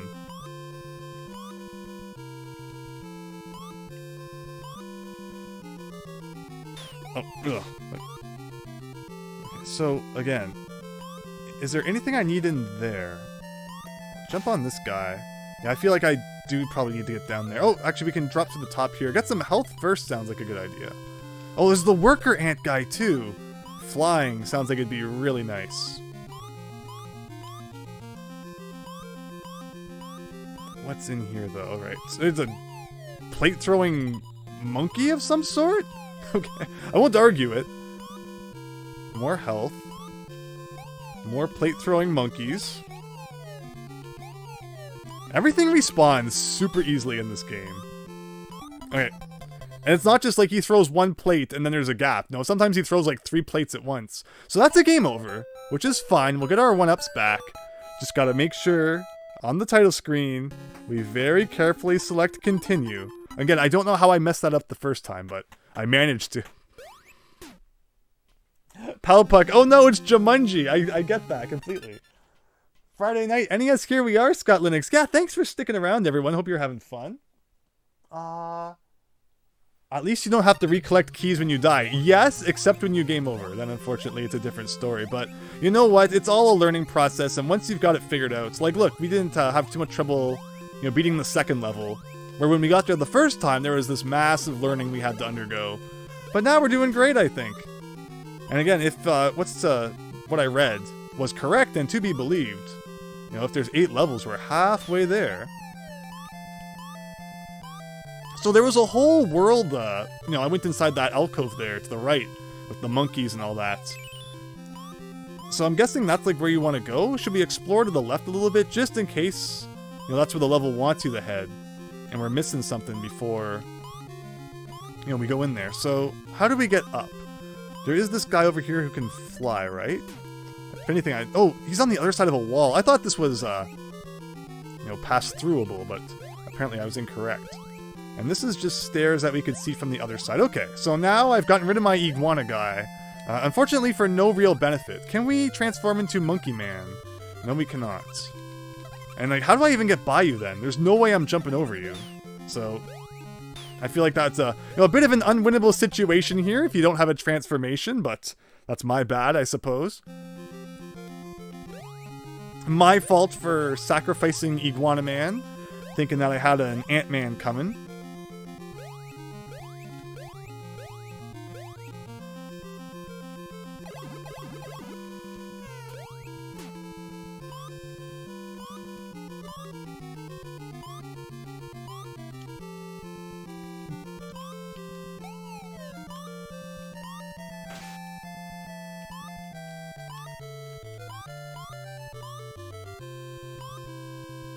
So, again, any way to get up there? I feel like you're probably going to transform into that flying guy later.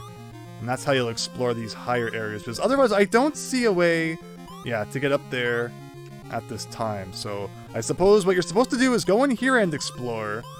Don't get rid of your costume.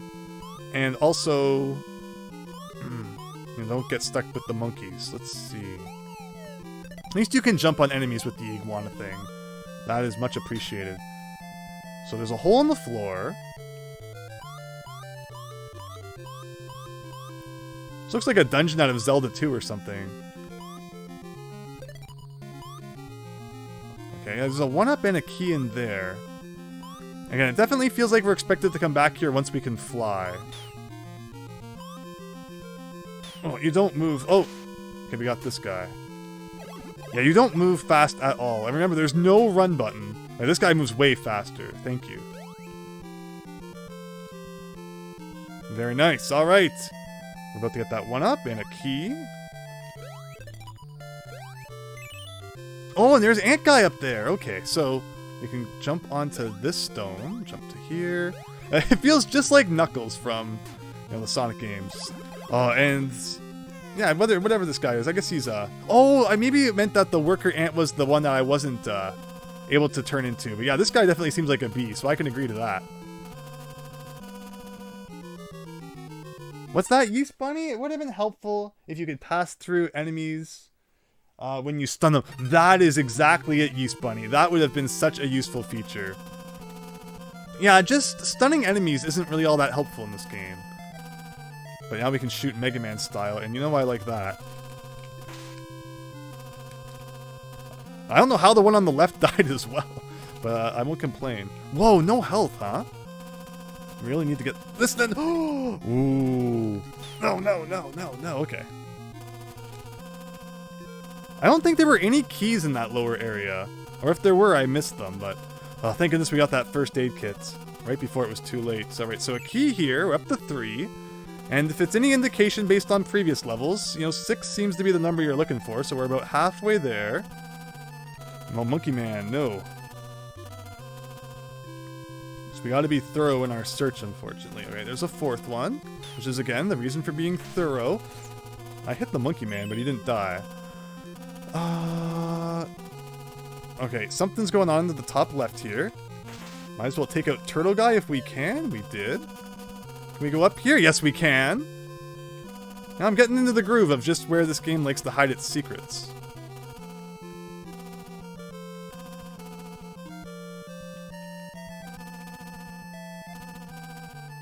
Oh, what is that? Like, it's like Hammer Mouse?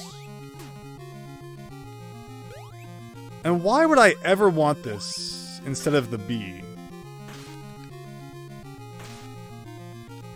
I hope I did not make a mistake. I feel like I probably did. Alright, so the mouse can climb walls. It's basically the crocodile thing, except it can attack, or the lizard thing. Which, interesting enough. But I think the bee was better, though. I mean, it's hard to beat being able to fly. Unless there's something really specific you need this guy for. Which, now we're dead anyway, so it doesn't really matter. Where's it gonna spawn us? Way back at the beginning. My favorite spot to spawn. Okay, well we got 4 keys anyway. Unless we really need to transform into Hammer Mouse. I can't imagine us ever going into that top left area again. Seems like kind of more of a nuisance than anything.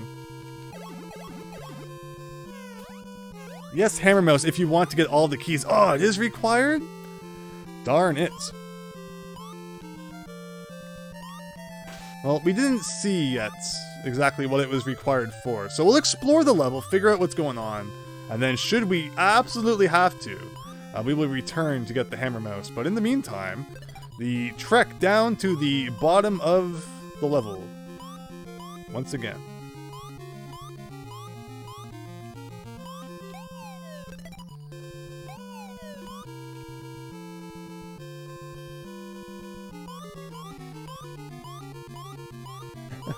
Halloween costume 2023, Hammer Mouse, exactly right. I wish I hadn't have got that first aid kit there, but it is what it is. Oh my goodness.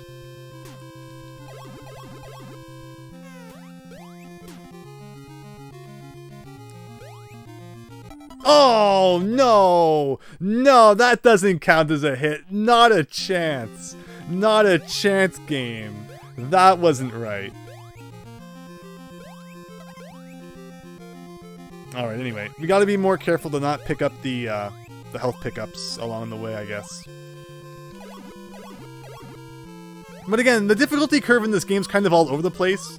Level 4 was like a nothing burger. Very fun, very nice, very relaxing, for sure. But it was kind of blazed through that one. Where level 5 here, it's not the most difficult level either. But it definitely has a bit more bite to it. And see, again, with those blind falls, I miss always falling on top of health pickups that I don't really want to pick up since I don't need them. And yet they're just kind of always in my way. Like, can I jump over that? Yes, I can. And in this case, if I hang to the right, hopefully I don't pick up the first aid kit. There we go. So you actually move a little bit faster when you're not transformed as the iguana. So that's the trick there. And in this guy's case... There we go. No problemo. And I think I got everything up here already. So yeah, it's just a matter of climbing back up the middle. That's Dirty Damon. Yeah, exactly. Okay, so that. Alright, so now that we have the ability to fly, let's keep that as long as possible. I didn't mean to do that. And see just where the game wants us to go. And I mean, if we don't have to transform into Hammer Mouse, like say there's more keys than required, we won't. But should it be required, I guess we'll have no choice. Also, I don't think we ever went to the bottom left.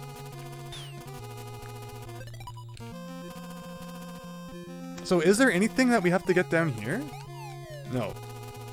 Nothing. Yeah, I didn't want to miss a key and have to come back for it, but it looks like we're good. Alright, so what does the game want from us now? That's the question. I don't know if we ever went... Oh, so this is probably what you need Hammer Mouse for. Gotcha. And how do we even get Hammer Mouse here? Okay, yeah, Hammer Mouse can climb up walls. So... Okay, I think I understand.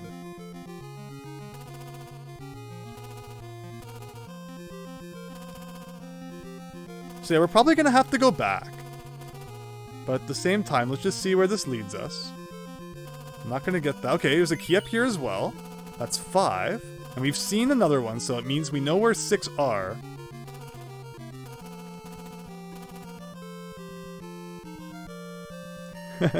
Hammer Mouse costume from Toys R Us and Spirit Halloween.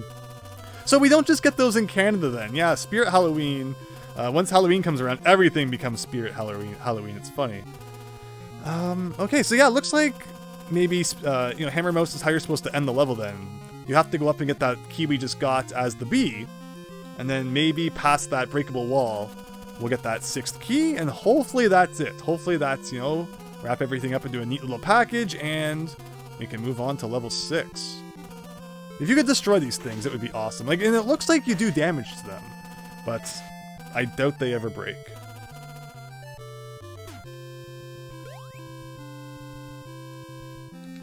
The worst part is that every time you transform back into Nemo, you go back down to 3 health again. And this guy's not exactly fast. Oh no, don't do that. Don't do that. Don't do that.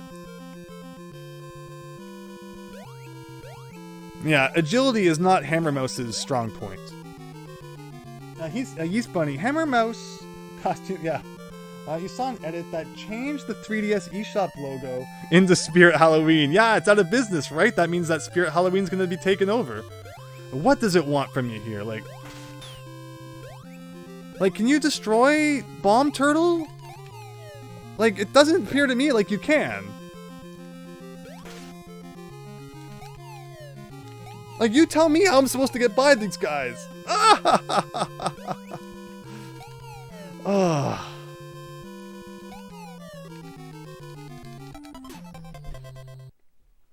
You'd figure mashing the B button would provide adequate defense for not getting killed by those guys. But it didn't. Okay, I understand now. I understand. It's just about figuring out the quirks of the game and the fact that Hammermouse is kinda awful. And I think we understand how to beat the level now. It's just a very slow trek to get back there. But yeah, the fact that you can't even defeat the turtle guys that drop the bombs, that's mean. Like, there's no good reason for that. They just made it that way for some arbitrary reason. Evil turtles, right? It's okay, though. Yeah, this game could have used a run button. That's one thing I'm definitely feeling, is that if you could move a little bit quicker, it would have been nice. But I think we're making decent progress.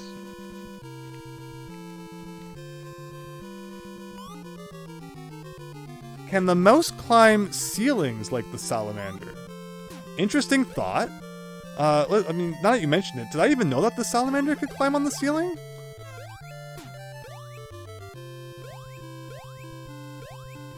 Well, he doesn't climb on the ceiling. He can climb the walls, though.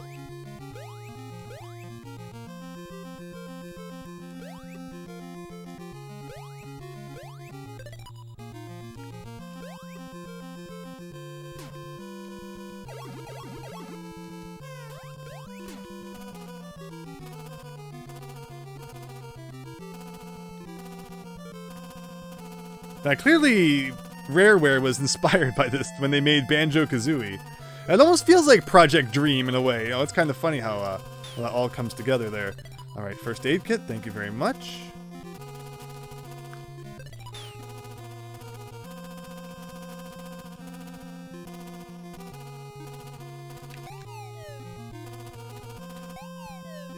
And yeah, it's not one of those games where, you can defeat the enemies, and then they won't be there to bother you later. And fortunately, you kind of do a thing. Okay, so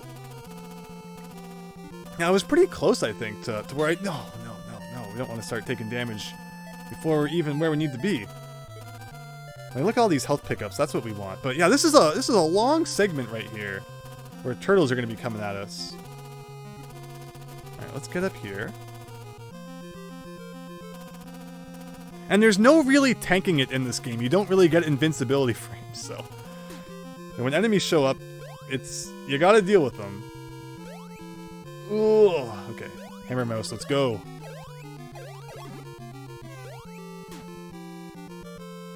Fun fact, the candy is actually... Oh, they're gummies. Makes us big fill. Melatonin gummies. That's why they go to sleep so quickly. Let's see here. Okay. So we didn't take any hits there, which is nice. Now, what I'm realizing is you want to inch the screen slowly so that 2 never appear at once. Like, see, that's not a problem. Now, slowly. Because that's what I do. Sometimes when I move too quickly, you get 2 spawning at the same... Okay, well, they spawned anyway, but there you go. Now that we understand, it wasn't really that hard.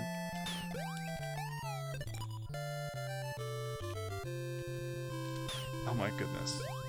Oh my goodness. I can only facepalm. I can only facepalm because of that. The hammer is like this little tiny hammer. You have to be really specific in where you hit the enemy. And you're this massive hitbox. Yeah, level 5 proving to be a little bit more difficult than what we've encountered so far. And yeah, I don't even think it's that tough. It's just a matter of figuring out what it wants from you. So we're gonna get it. And I appreciate all of you sticking around for it. If anyone has any good Little Nemo stories, I'd love to hear them. And yeah, we've played this exact thing several times now. I just can't believe that you can't destroy the turtles. That's the only thing. Is that if you could just defeat the turtles that are dropping the bombs, then it'd be no problem. But the fact that they made them invincible for no reason, it's like, why, Capcom? Why?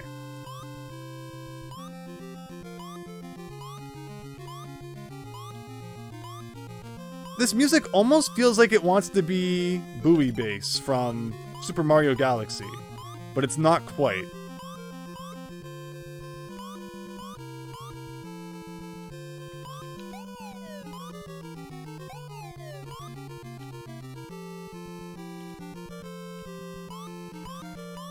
Good evening, Boomer Bear. Hope you're having a great night. Thanks for stopping by.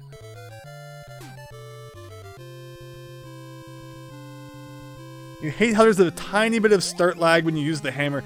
Everything in this game feels like it has a slight bit of lag. Nothing feels all that responsive. Like, it always feels like you need to press a button slightly earlier than you want to press it in order to do a thing.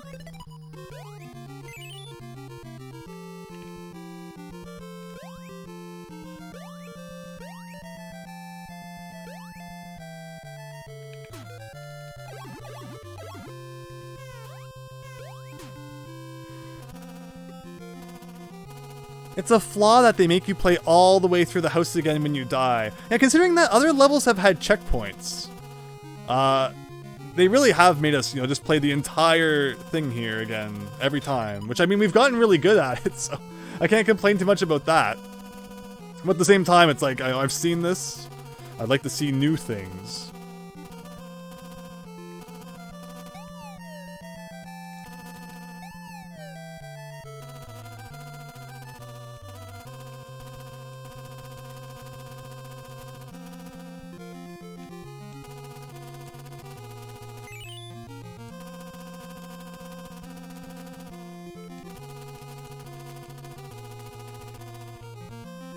Max Howard, I'm doing pretty well, thank you. Thanks for stopping by. We're playing Little Nemo here, which has proven to be a tougher Capcom licensed game. Like, I haven't had too much trouble with, we just beat Little Mermaid earlier tonight, which was pretty simple. The Chip 'n Dale games, usually not too bad. DuckTales isn't too difficult. This is definitely one that shows Fangs a little more than I'm used to the Disney games. Or not Disney games, the Capcom licensed games showing. It's not a Disney game. I was under the impression for a long time incorrectly that for whatever reason Little Nemo was a Disney movie. But that was just my bad. I don't know why. Maybe because I figured, Capcom made Disney games, and that's why Little Nemo was also made by Disney, but no, my bad, and I learned my lesson there, and I'm appreciative that it was pointed out to me. But I think there was also a key over here, yes. Alright, so that's the 5 that we had before. And now Hammer Mouse time, once again. Oh, well, if we can get up there. You don't think Donkey Kong can fit in Rambi's mouth? Why do I always run out of energy right when I get up there? At least it gives you continues. Unlike not Mega Man. Am I gonna do another multiplayer stream soon? Yeah, probably next Friday. This Friday, it just landed perfectly that I would have these 2 Capcom games to play. So I thought that's what I would play tonight. But yeah, look into next Friday. I'm thinking maybe another Mario Kart stream. I'd love to play some more Mario Kart. But suggestions are always welcome too. I know people have suggested like Smash Brothers. I need to get good at Smash Brothers again. No, that's the problem. I haven't played Smash Brothers since like Ultimate came out.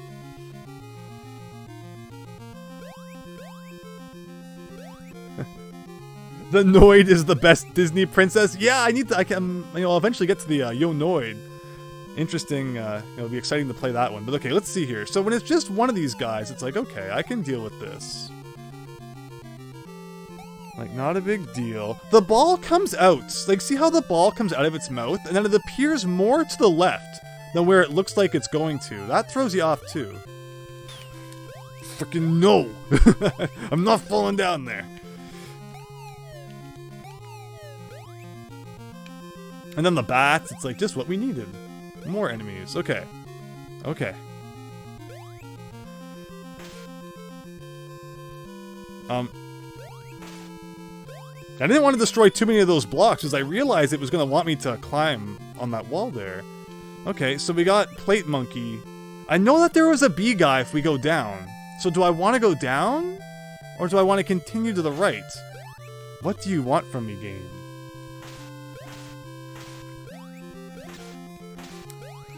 I feel like no matter what I do, it's going to be a mistake.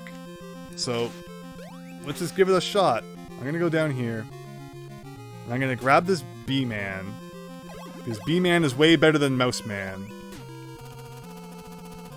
And pray that I did not just make a terrible mistake. Okay, there are 7 keys, but... and there's one behind Monkey Man, but... if I can just get back up there with the bee... yes! It's going to be a million times easier to do this with the bee. And there you go, everyone! I think that's it. I think we beat the house. Thank you for sticking around during that. I know it wasn't pretty. Anything behind the ending? No, there's not. Woohoo! Willow is retroactively a Disney movie. Yeah, it's another game I'm really excited to play. You're not amazing at Smash, but you love it, Max Howard? No, I'm totally in that boat too. I'm sure you're great. Alright, level 5 down.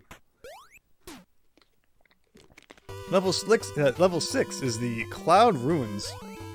And we got, I was like, what is happening? Apparently this is an NPC interaction here where we have phased into him. I've heard there's a ruined city in the clouds. Okay. Christian, do I play games in the dark or with the light on? I have a... like ceiling lamp. It's a very dim light that I have on. So it's not like full fluorescent lights as you've probably seen in my videos. It's about half that. It's a light bulb, like a like a normal fluorescent, incandescent light bulb. Not or it's probably an LED. No, it's not an LED. Because I like the vibe that you get from the real light bulb.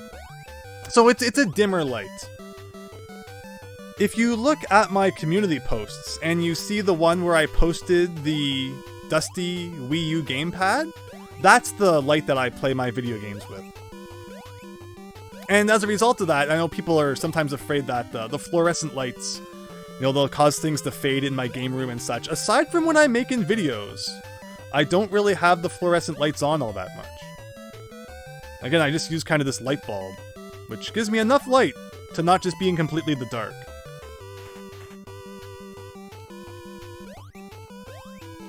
Okay, we're jumping on clouds now. This looks like the beginning of Sigma Stage 1 of Mega Man X. Getting into the fortress here. Alright, B-Man. Again, any day you get B-Man here, I can approve of that. So we need to go back to the beginning and fly just to make sure there was nothing hidden at the start.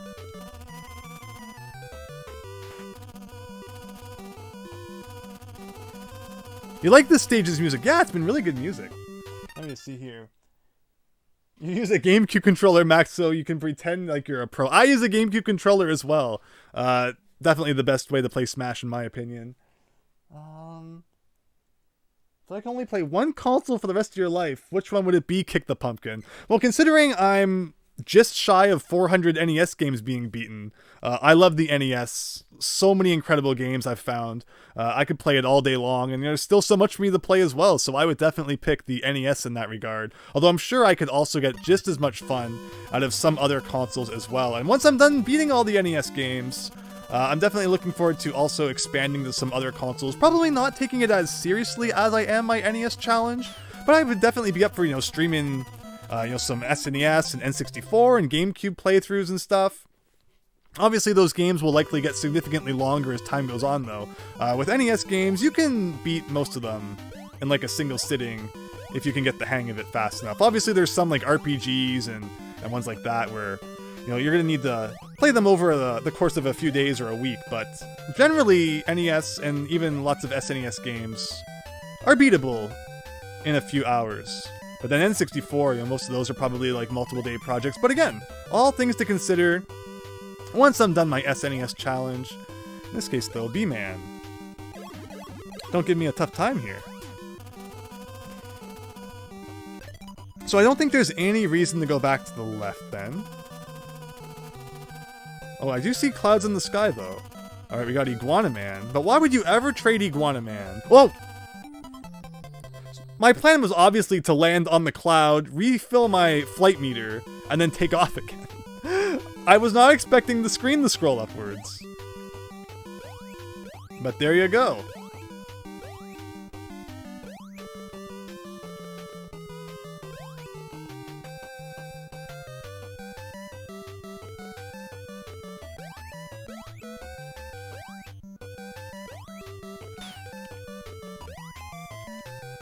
So do we need the switch to the iguana then? A little bit confused exactly what it wants from you in this situation. Let's see if we can figure it out. So far I haven't seen any keys. Hopefully that doesn't mean we've missed anything.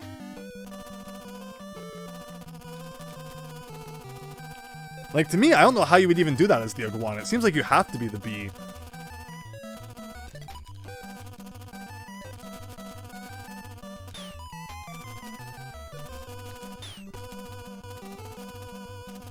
Right, well, we're taking damage, but, you know, we're not dying, so I guess I'll take that as a plus.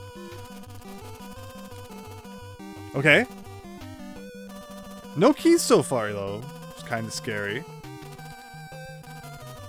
Health pickup would be appreciated. Also, I'm afraid of, you know, the death bar rising with me or something like that. Just had to check to make sure there were no keys hidden up there.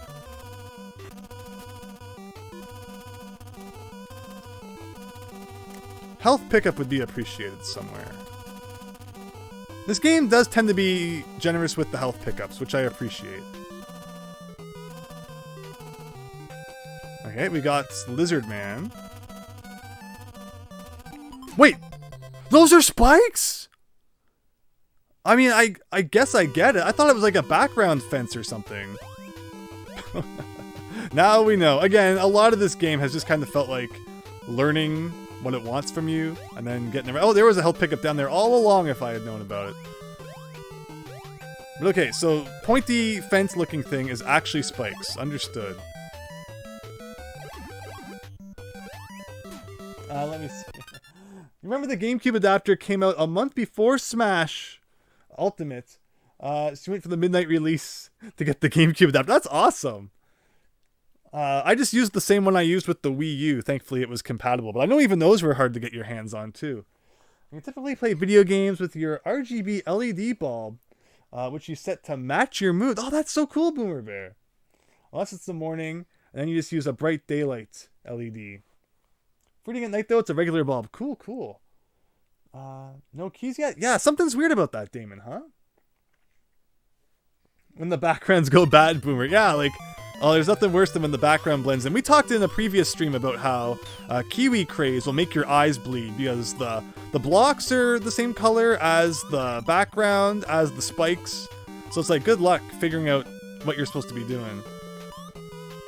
Like, am I supposed to go get Lizard Man? Like, where exactly am I going here? Like, I guess... Oh, so you need the lizard to crawl under there. Okay.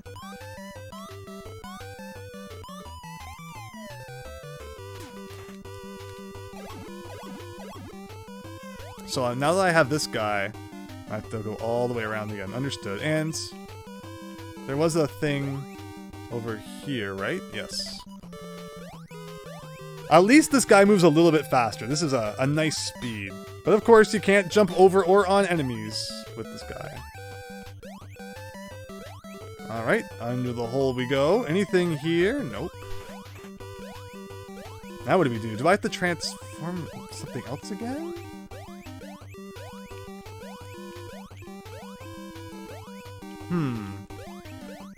Someone mentioned climbing on the ceiling, but I don't see that being possible.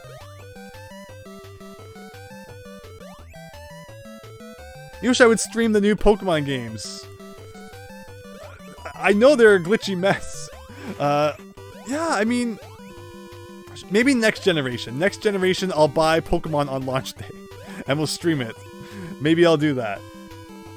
So essentially, this is the inverse of Kirby, where you gain the creature's ability by going inside them rather than the other way around. I see that, Boomer Bear. I see it.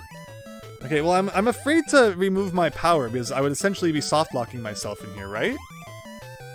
Because if I get rid of the lizard, and then I can't reach this cloud, I have no way to get back out and die, and I'll have to reset the game. So what does it want? Because I don't think that Nemo can jump any higher than that. So I'm kind of afraid to do anything at this point. Unless there's just like, I can nick this corner and climb it or something, but I don't see that. Oh!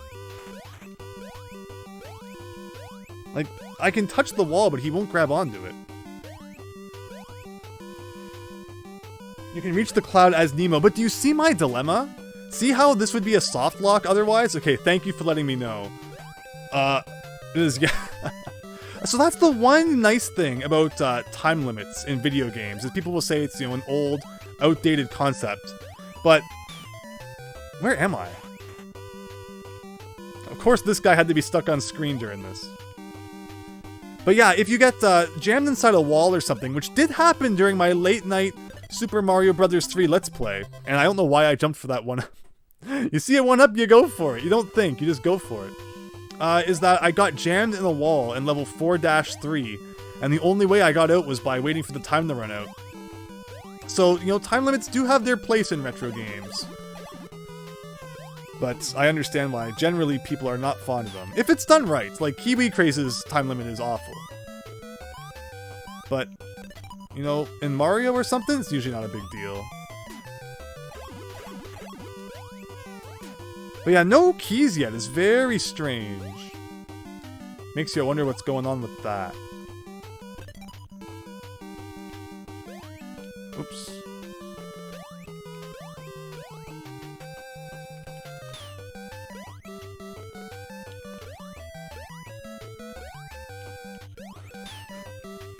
Okay, 2 health.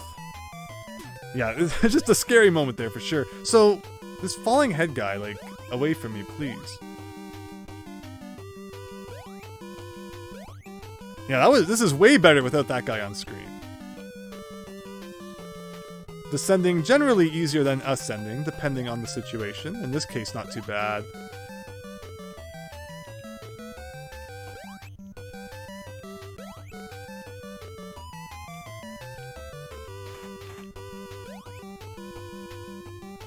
Okay, so now we're here. What that means, I don't know. Also, these feel like they're gonna fall, so I'm not gonna stand on them too long. We get spiky snail guy, just walks off an edge, very nice, and hey, it's a whole world of keys at our fingertips. Why? Why would they just put them all at the end? Somebody explain. I mean, I guess the level design doesn't allow you to backtrack, so they had to fit keys in there somewhere, and that was how they did it, I guess. Alright, level 6 down. Why me? Do everyone else's kids give them this much trouble? Oh no.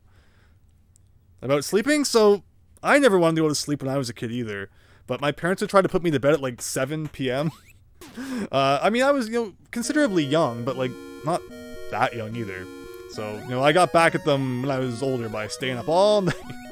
That's how it works, right? Now, let's see.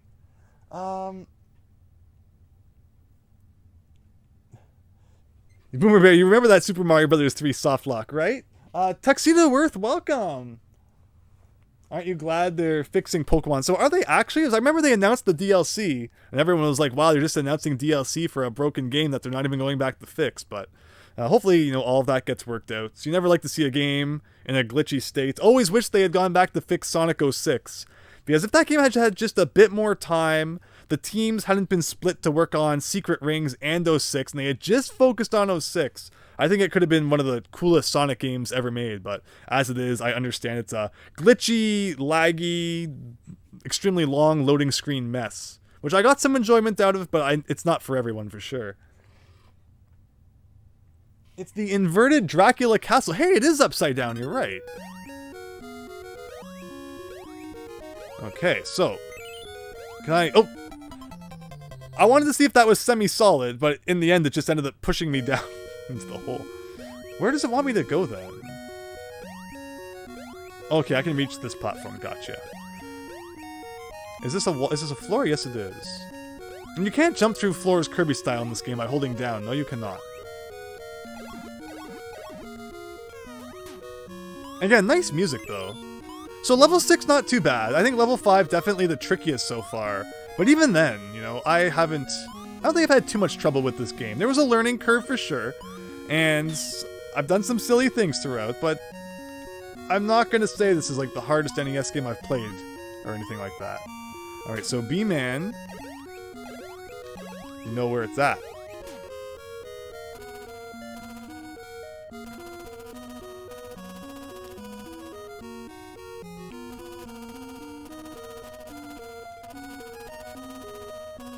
Okay, so there's probably something if you go through the ceiling there, but the question is, yeah, there's a key down here you of course want first. And some health down there, I might as well grab that. Aside from when I had to replay the first level, there thankfully haven't really been any moments where we missed a key and had to, you know, search the entire level for it. But I'm not gonna say that too soon, because you never know. And again, I don't think there's any way to return back to that lower area, or else I would fly around down there as well. I could be wrong about that though. Okay, so which hole in the ceiling do I want to take? Again, was there anything to the left? Okay, so nope. That's all we got here. So I think there were 2 holes in the ceiling. I guess we'll start with the leftmost one.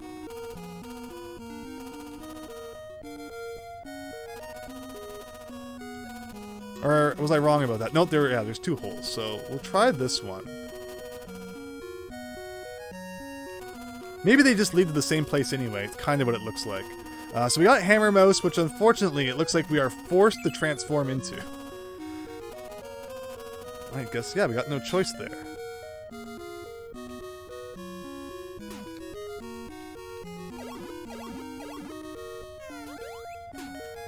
Let me see here.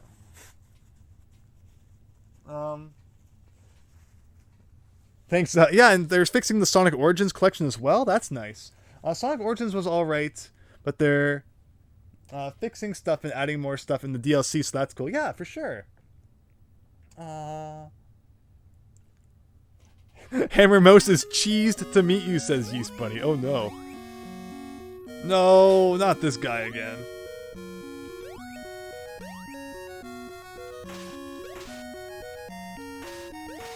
Okay, so now that we have Hammer Mouse.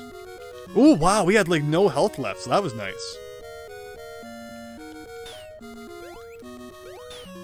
Okay, well, Plate Monkey's not being so kind, but okay, 5 keys. Does that mean we're almost done this level? I won't complain about that.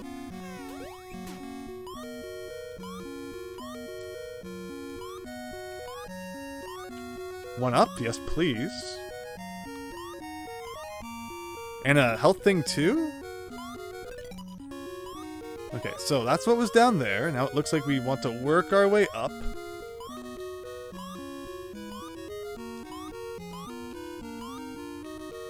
Oh, B-Man, yes.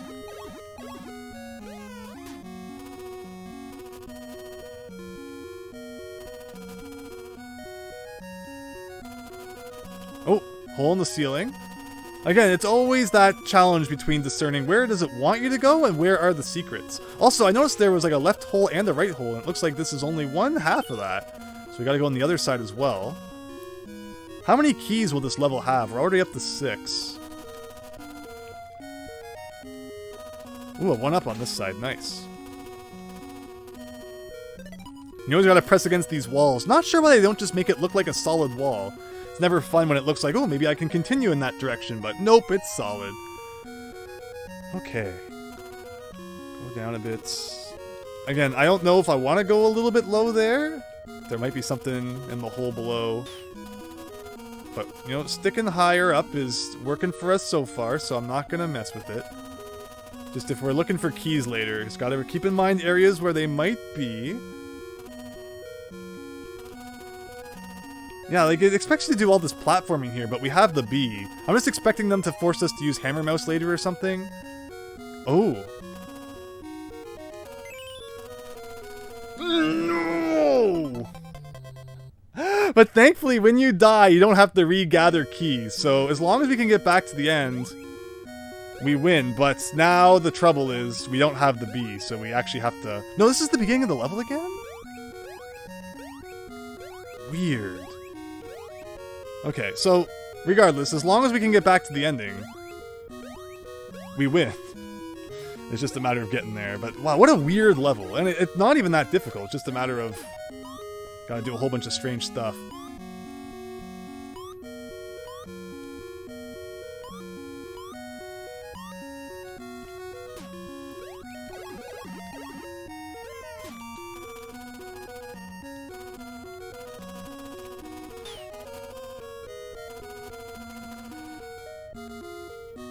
Bees keys, bees knees, yes! All the bee puns.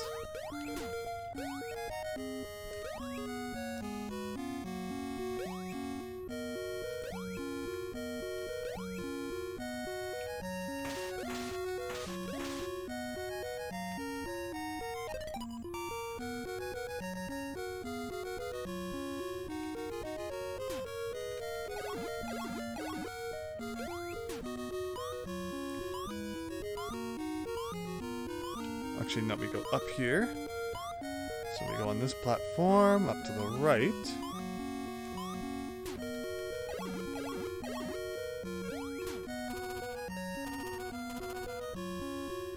Uh-oh, uh-oh, uh-oh, uh-oh, uh-oh, uh-oh. Oh, boy. If there was like a meter telling you how much more you could fly, I didn't feel like I was in the air that long. But the game felt like, nope, you're going down. So we gotta play the level one more time. Thankfully, we got the 1-ups to deal with this. Again, I don't know if there are limited continues or not. I don't go out of my way to, you know, get game overs. So if we didn't game over ever again, you know, I wouldn't complain about that. But yeah, just gotta not be silly. And again, it's also that problem too, is just, it's always so hard to tell what's beneath you. I wasn't even sure if when I was running out of, you know, flight, if that was a hole beneath me. But it turned out it was death. But we'll figure it out. We always do. We've never gone up the right side here. Does it do anything different? No, it doesn't.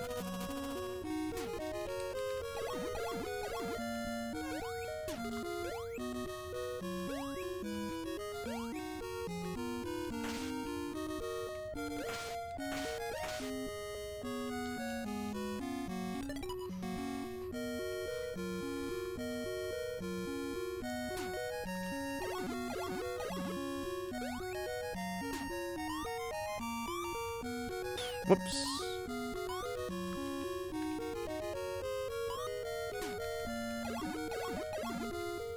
Also, I think I saw that there was a first aid box down here, so I'm gonna grab that for sure. Never hurts to be safe. See, I can join the bee puns too. Okay, and as long as we don't do anything really stupid, we should be good.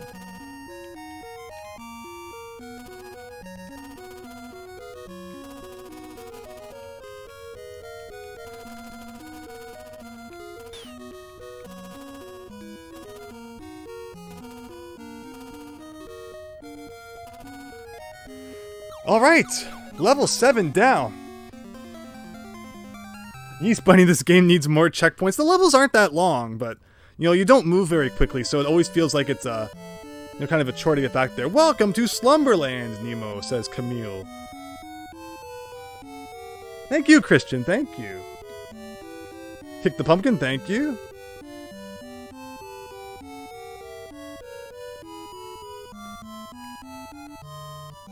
This is my father, King Morpheus. Was kidnapped by the King of Nightmare Land. Oh no.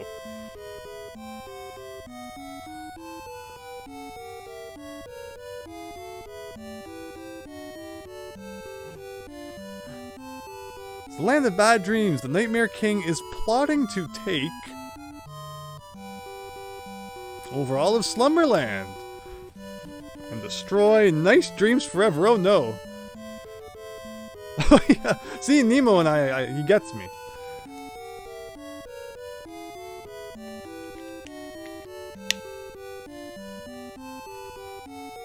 I'm doing terrific, Daisy. Thank you. Thank you so much. This game hasn't, you know, it looked awful. I was terrible at it for like the first 15, 20 minutes there, but that's how it goes sometimes, right? You know, when you play so many different games, you just gotta kind of adjust to each of them individually. But once we got the hang of it, well, I think it's been going pretty smoothly. This morning star will destroy the Nightmare King and his men. I would assume that there's probably another, I think there's another level after this. I think Daisy alluded to there being 8 levels. Who do you think I am anyway? I know, asking this kid to go save the world. Typical 80s, 90s fashion there.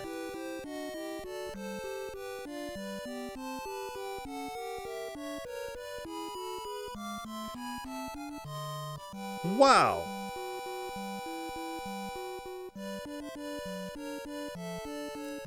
So if I have the ability to like attack all the time now, suddenly this would be even better. You won't need keys anymore either. Thank you. Thank you. Nemo is truly a reluctant hero. Yeah, he asks too many questions.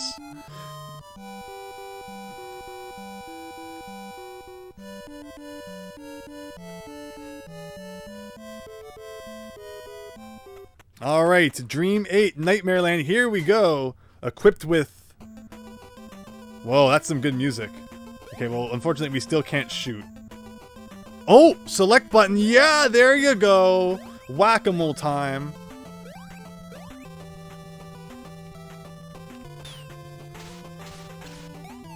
Okay, well, we killed him, which probably wasn't the intention. I really wanted to whack something. Can you blame me?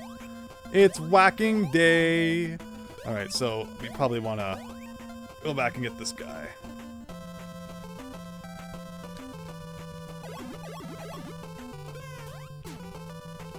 Oh! I wanted to see if pressing select while I was transformed did anything, but obviously it gets out of your costume there. You know, everyone's gonna hate me for saying this. This game kind of reminds me of Ball and Wonderworld. Or was it Wonderland or Wonderworld? Where, like, you transform into all the different creatures, and it takes place in, like, a dream world? Tell me you don't see the similarities.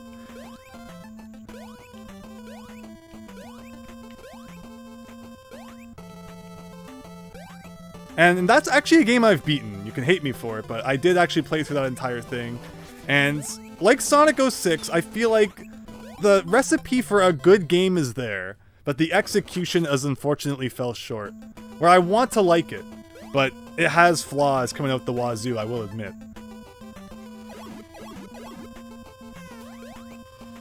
Yeah, everyone dunked on it when it came out, including Donkey of all people. But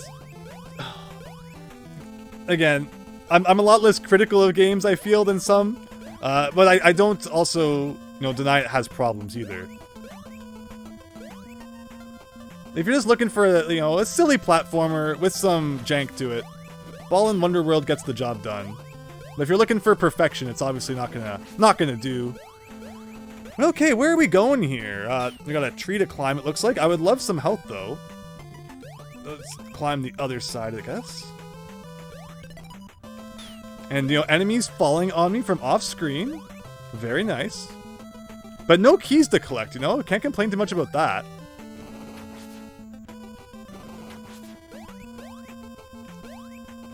Oh no, okay, I botched that jump and somehow lived. What is this, the boss? Feels like DuckTales boss or something going on here. I don't know if I'm doing damage or not.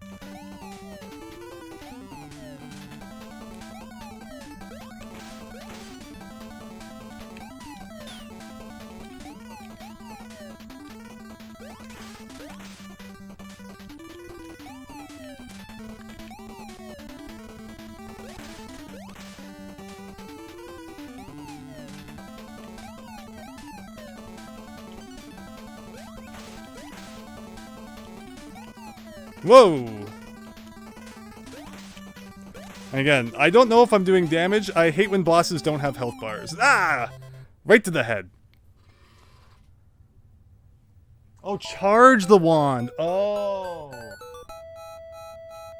Let me see here. Let me just make sure I continue properly. You saw right there, it says continue, so if it takes me back to the beginning of the game, it's not my fault. Okay, so charge the wand. Interesting. If I hold... Okay. Okay. Now I got it. Let me see here. Yeah, cool. Alright, let's get back there. That wasn't a hard level, though, of all things. You know, the level could have been more difficult, so I'm not complaining too much about that. Oh, that's right. There's no invincibility frames in this game. For some reason, I had forgotten that. Okay, now that we know what to do, we'll be good. Again, thank you everyone for sticking around tonight, for your assistance as well. This is a team effort here. I really enjoy playing NES games with everyone. It's fun to hear what everyone has to say about the various games. And in this case, yeah, I've always heard that everyone loves Little Nemo, and I understand why. There's a lot of charm to this game. It does, it's not just like other games I've played. It definitely does some different things, and I've really enjoyed checking it out. But we're not done yet. So before we celebrate, there we go. Full health at the boss.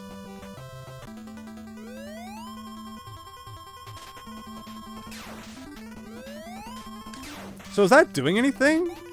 Again, boss health bar or a damage animation. Let's not have another Cryon Conquest situation where I'm not actually doing any damage for 5 minutes, please.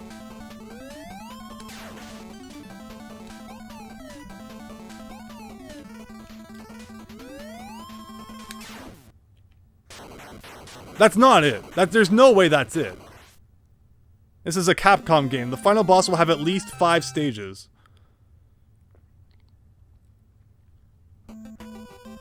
Oh yeah, that's obvious. Exactly. Okie dokie then. What is this? Can I put you to sleep? No. Alright, first, I was almost convinced for a second there that we were at the end, but nope, not quite. Is there ice physics on these? No. I don't know why I thought there was going to be.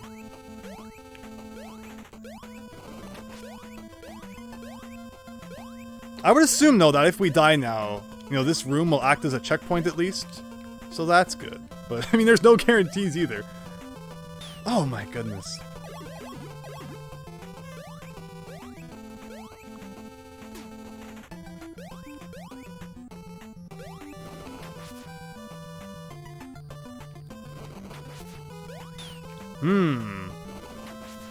Okay, so they shoot 3 times and then they stop.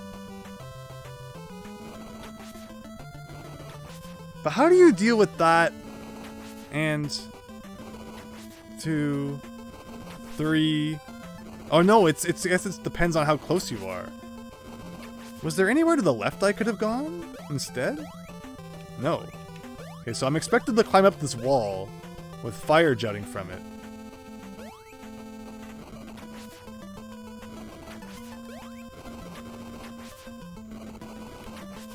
Okay. Oh!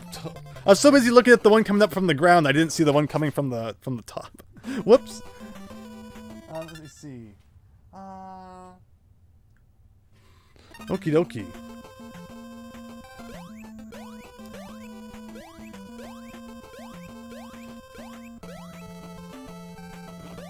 This is some great music, though. It's funny when you imagine music from non-Capcom games, and you're like, I wonder what that would be like if they inserted it into a Mega Man game. This could be like a Wily's Fortress theme or something.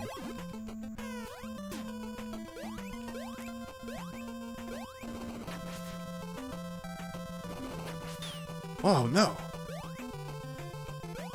The hitbox for the fire is a little weird.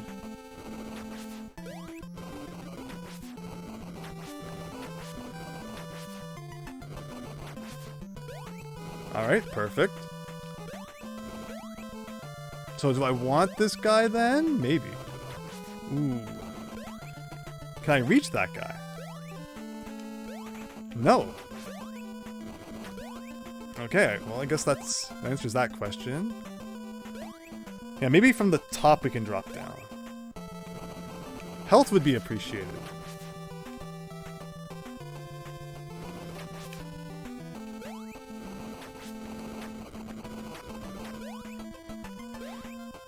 Okay, that's what it wants from you. Okay, so how can we use this guy then? Can I jump back up to there? No, not quite. Gotta take the long way around again. I don't like these guys who fall from the ceiling, or from the top. Because it's always a question of, like, when are they going to, you know, stop moving left and right and just drop straight down?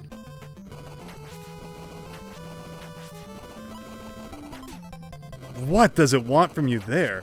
I feel like just bringing an extra hit so you can tank it is kind of the solution to that puzzle. So yeah, if we lose all of our lives, I guess we'll be replaying even the first part of this level. Interesting, interesting. And not too bad, though. It's just a matter of figuring out the steps it wants you to take and doing it all without taking too much damage. Kick the pumpkin. Suspense? Thank you. Yeah, I hope you're all enjoying. We have to be getting close now. How many rooms do you think there will be? And ugh, that fire again. The part I hate is that even the little flame that sticks out hurts you. Where if that didn't, and you know, you could just touch that a little bit while you tried to get by, it would be really appreciated. But alright, no health going into this section again. And bah humbug. Alright, but we're going to concentrate on the title screen here and not accidentally start from the beginning. Okay, it says continue. Alright, level 8 again. So, again, probably going to take us back to the penguin boss. Went down really quick once we started using the charge shot on it. Okay. Alright, so we're learning here. I'm assuming there'll probably be 3 rooms. I doubt we have much longer to go in that second one. You know, 3 is a good, solid number when it comes to, you know, rooms in a level or hits that a boss takes to be defeated. But gotta get used to this part again, too.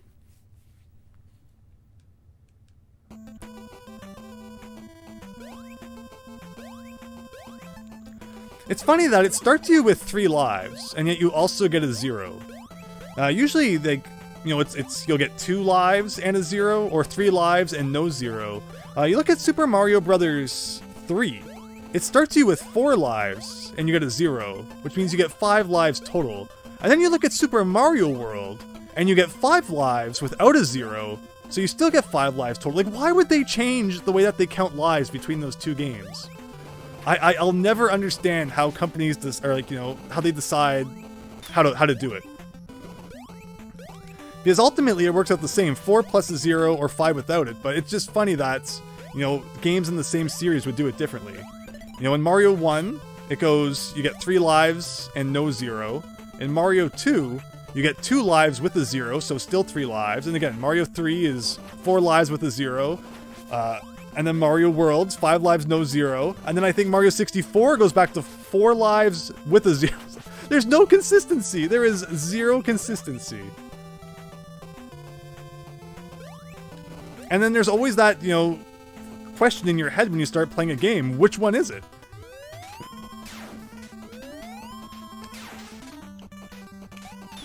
Oh, that's terrible.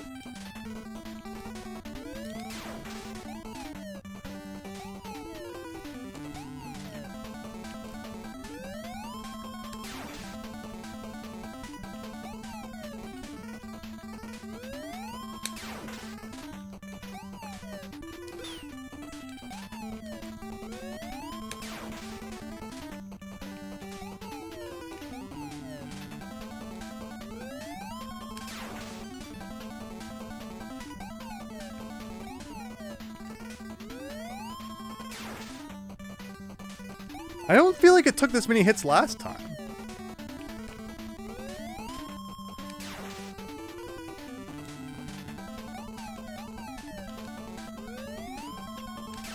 Alright.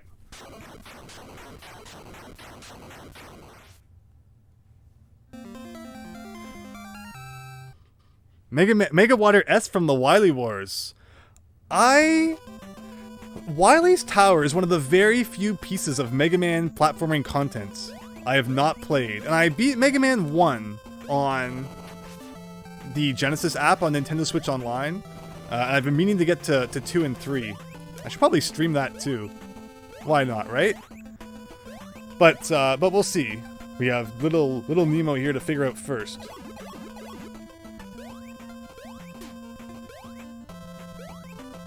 But yeah, everyone complains about the Wily Wars, and yet I was able to beat Mega Man 1, no problem, no game overs. So, I did notice a few weird control quirks for sure. And also the fact that bosses have like ridiculous invincibility frames is kind of weird. But it could have been a lot worse than people have said. Okay. Redo on that one.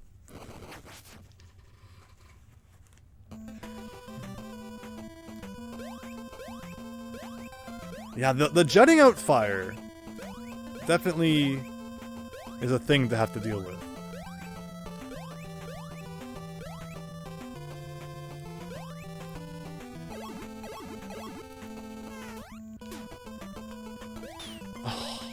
Don't want to take silly hits like that. These guys who fall, definitely one of the worst enemies in NES history. They're not that bad, but at the same time they're annoying. And that's how you deal with that part. It's not actually that hard.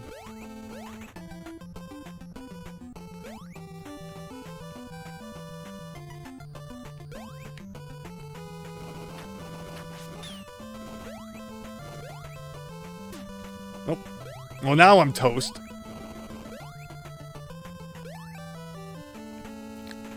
At least that means we have to listen to more of the level theme, though. The more I die, the more we have to listen to the theme. Yeah, the last level definitely showing its fangs, especially with considering, you know, it's multiple parts. I like that you don't have to look for keys anymore, though. That's nice.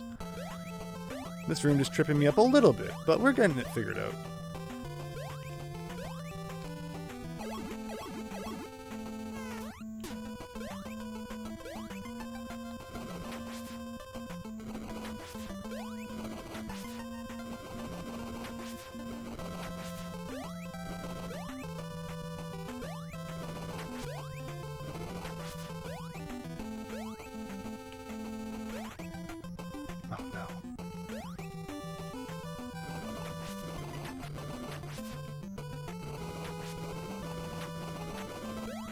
Whoa, okay. Ugh.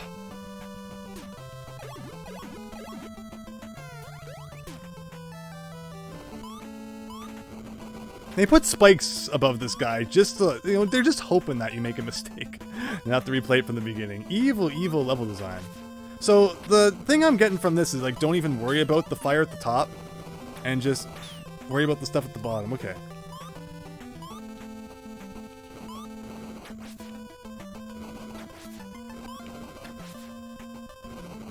Are we almost at the end of this room? Yes. With no lives, no health.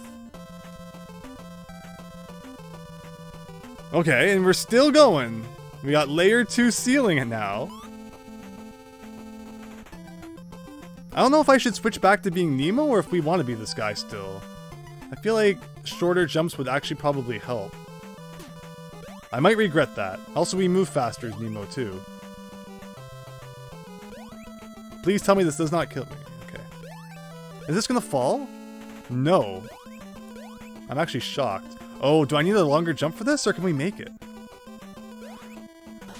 Oh, wait. Well, I don't know. Could I have gotten out of that water? Makes me feel like maybe I shouldn't have taken away the transformation. But now that we know that, we'll get it next time.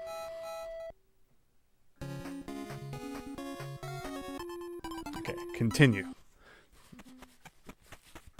So just how many rooms will it be? No boss at the end of the second room.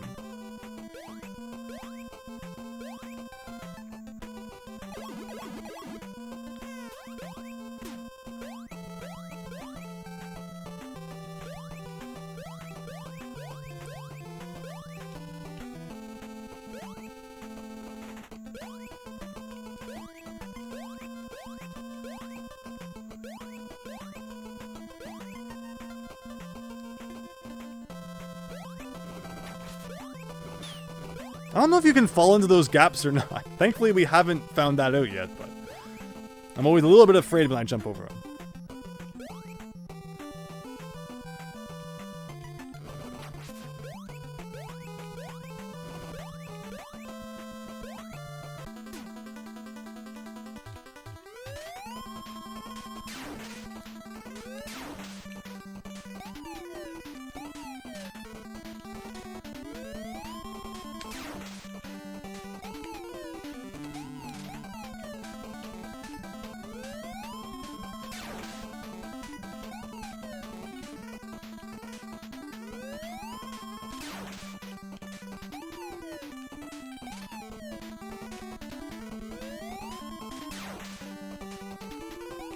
I'm not sure if there's a part of him that you have to hit, or, like, you know, it counts for more, or something, but I thought the first time that I defeated him, it only took like 3 hits. Maybe I'm letting the bar not charge up long enough.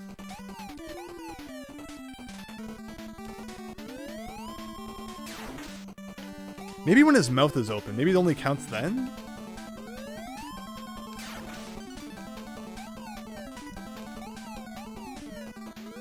Oh, wrong side. So you can kind of try to guess, but it doesn't always pay off.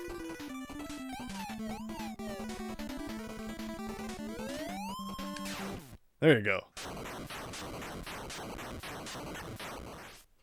It does sound like that. Well, that's cool then. Alright, so room 1 down. Pretty much flawlessly. So let's carry that momentum into this level.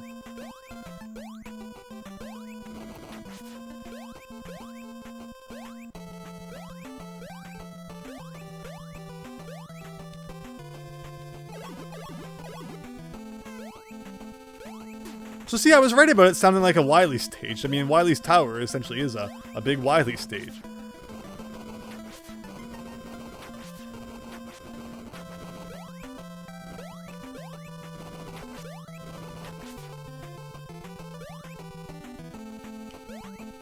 Oh, that's a terrible hit to take.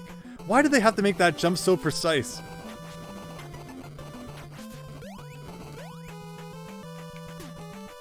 Oh, no. We'll try again. I'm not giving up yet. Yeah, no health pickups at all in this level, or in this room, rather.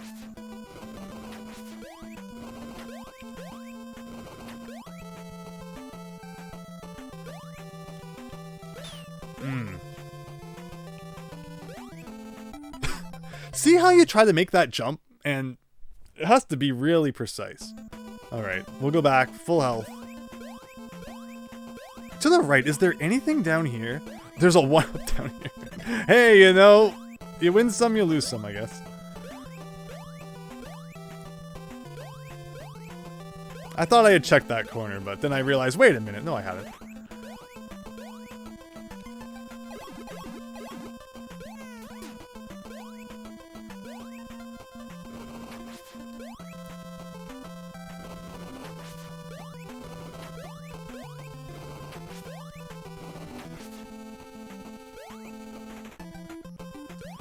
Like, see that?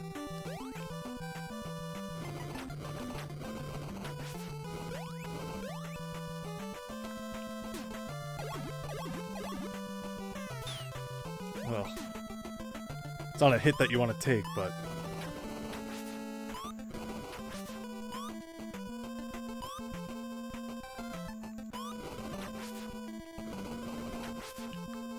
Oh, this guy doesn't move.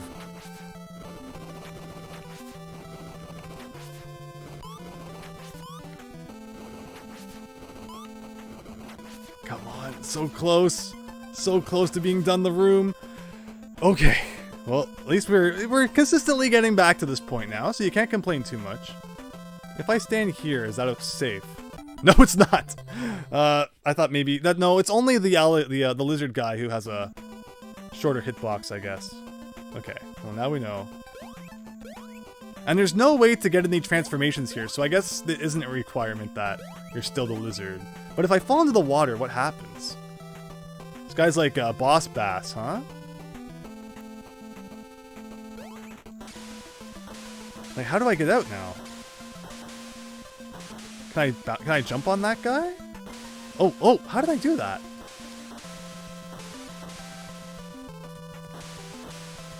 Oh, okay. I think this is safe. Okay, but this is this is a hard one here. I have to be quick.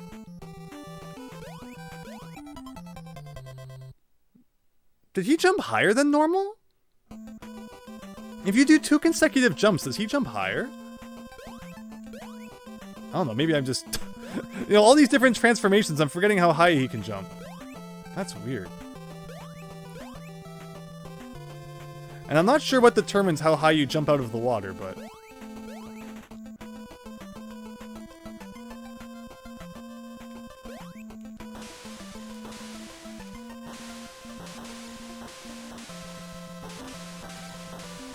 Yeah, it's like when you're ascending, you get like a bit of an extra boost. So what does it want from you here?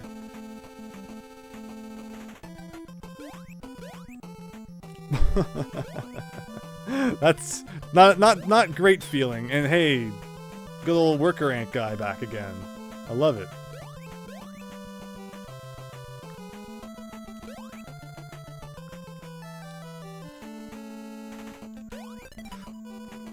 Ooh.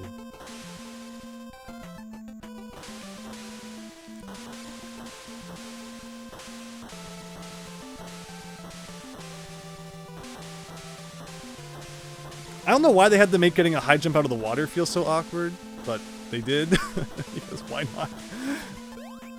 Okay. Awful layer 2 room done. Okay, boss time. Is this the real final boss? We got Angry Manta Ray now, who comes at you from the top of the screen, and sometimes from the side, and then from the top again. And it shoots fire. And from the side. And from the top, okay. So where's a good place to stand to like always be ready for it? Like we could just kind of spam the pause button. Is it cheap? Yes. Does it work? Also yes.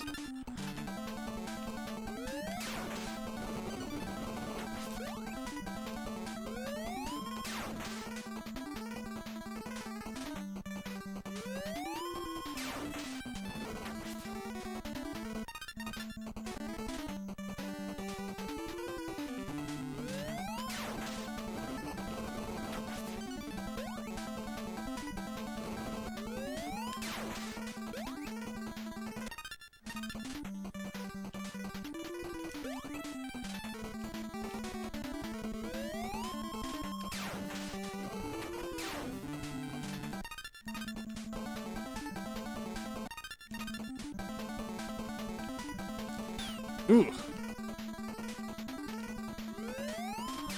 Yes, okay. So, I'm guessing that's not the final boss.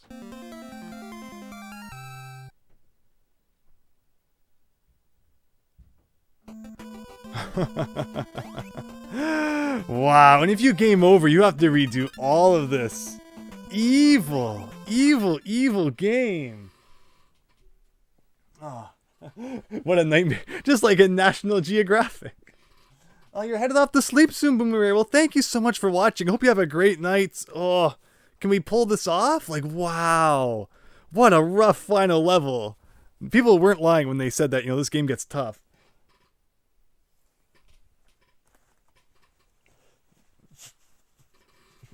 All right, just 1 second here.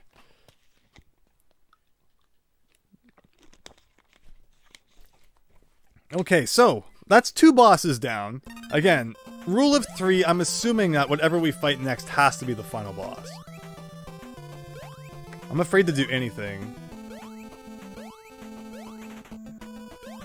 Like, these are gonna fall or something, right?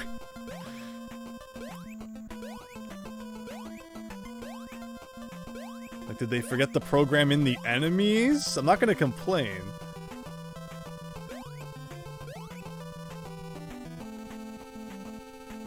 Okay, well, there's definitely something up there. I'm guessing we're gonna have to come back with a transformation.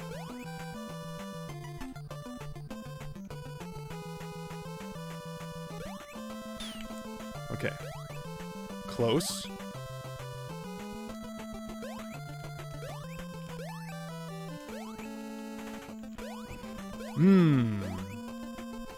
Okay, so we got this guy now. More extra lives would be appreciated.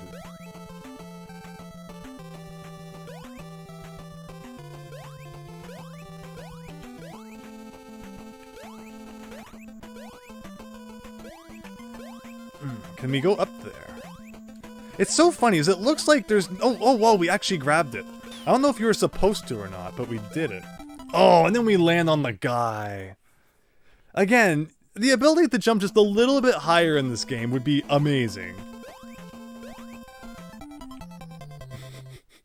I was saying. Wow.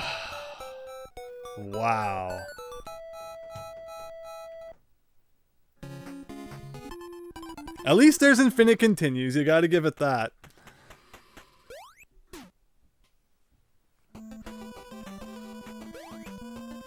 But yeah, it's always funny when a game, you know, it's pretty forgiving all the way through, and then the last level they throw you like this massive gauntlet. But I am a huge fan of the gauntlet. I love having to run that massive final challenge that makes the rest of the game look like nothing. So I'm totally into this. It's just a matter of, it requires practice.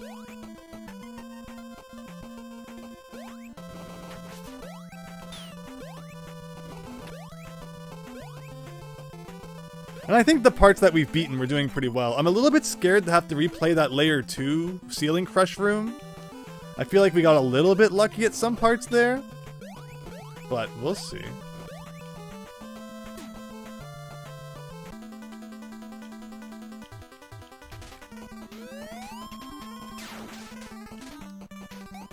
Ooh.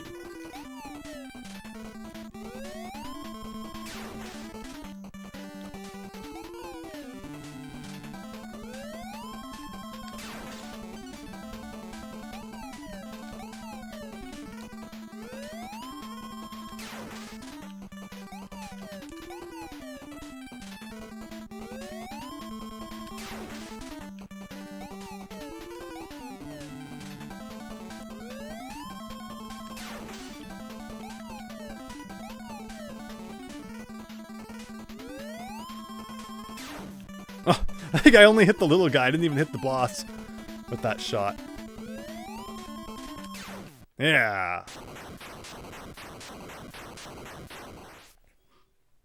Your favorite console is the GBA, Yeast Bunny. GBA has some great games. Has the whole Mega Man Battle Network series. You know, one of my all-time favorite series, completely crushed onto one solitary game console. Although, of course, the collection comes out in, like, less than a month. Like, half a month, really. Oh, wow, I love that. I just took a hit there for a silly reason. So yeah, that's definitely on my list of games to grab, and suggest you all check it out, should you wish to. And also, of course, there is... You know what? There's part of me that's like, it's silly to give up. But also, 1 health isn't gonna get the job done in this room. So we might as well not waste time. You know, the Pokemon games on Game Boy Advance were great. It has the whole Mario Advance series. And, you know, it's where the first WarioWare was. No. Again, I feel like my jumping is worse than it was. Maybe I'm just not used to the low jump again for whatever reason. Like, oh.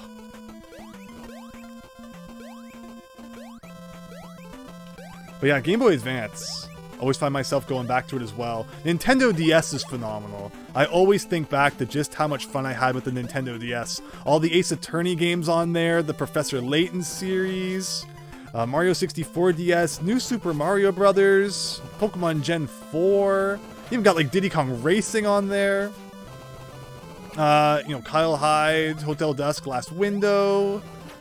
I could go back and play Nintendo DS all day long.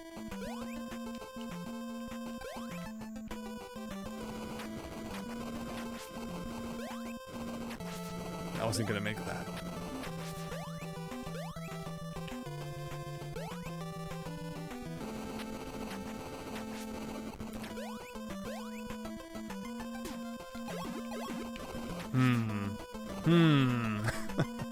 Those guys that drop from the ceiling are just so unforgiving. But yeah, I mean, the DS is the best of both worlds, right? Because it can play GBA games too. Oh, like, look how he was following me all the way to the left there.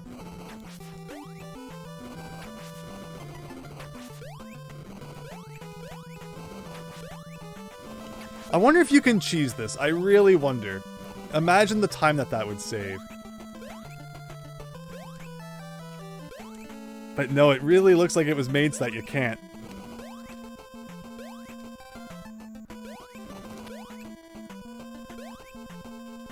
Ugh. One can dream in Little Nemo the Dream Master. Might as well. Oh boy.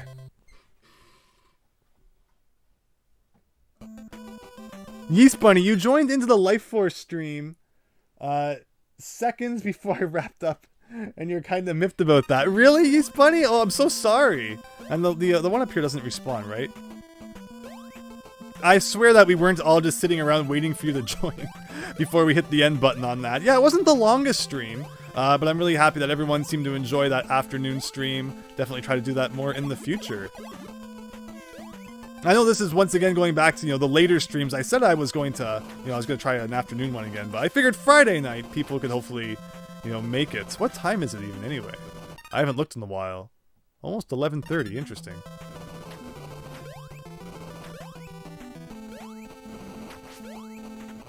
Yeah, we beat Little Mermaid in like half an hour, so that means we've been playing Nemo for about 3 hours now.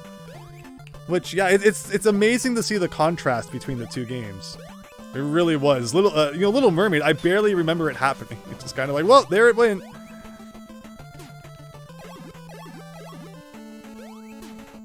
I do hope to go back to it someday, though, because it does feel like there were things in it that I missed. Just because the fact that the game wasn't giving me the power-ups needed to access certain parts, but that's not really my fault.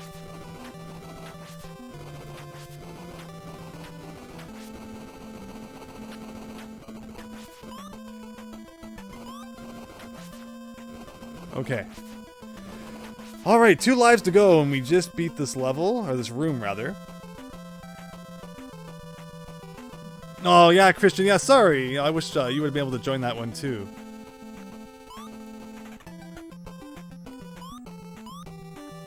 So, is there any benefit to hanging on to this guy? No, because I can't duck here if I still have the iguana. Okay, so let's get ready for some tough jumps here. It doesn't feel good, but when you pull it off, it actually looks really neat. Ugh. I know there's a health coming up. If I could just get to it.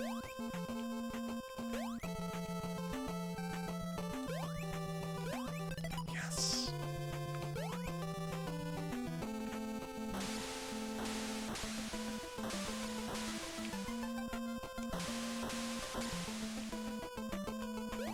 Alright, that room's not that bad.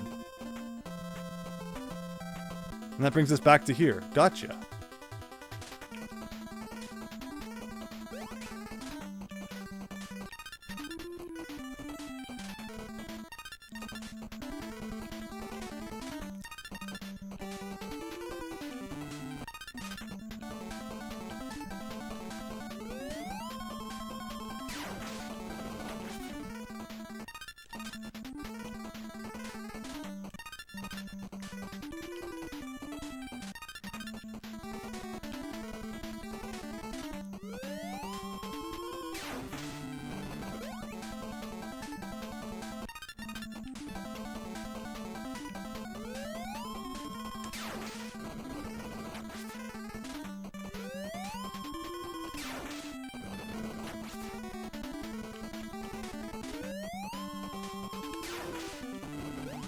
Again, a boss health bar would be awesome.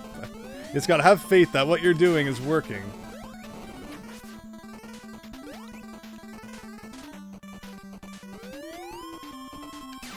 Alright.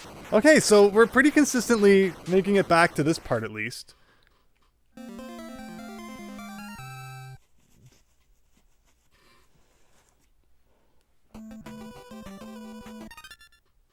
Let me see, Yeast Bunny. I probably would have made it had I known you were going to start it too. Yeah, I know, it kind of came out of nowhere.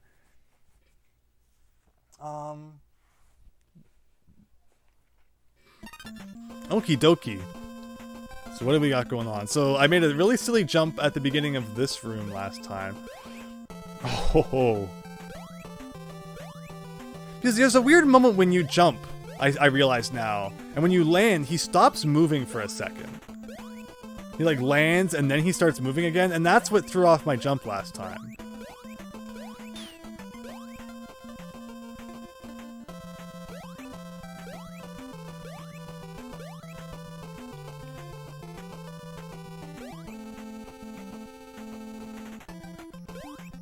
Alright, perfect.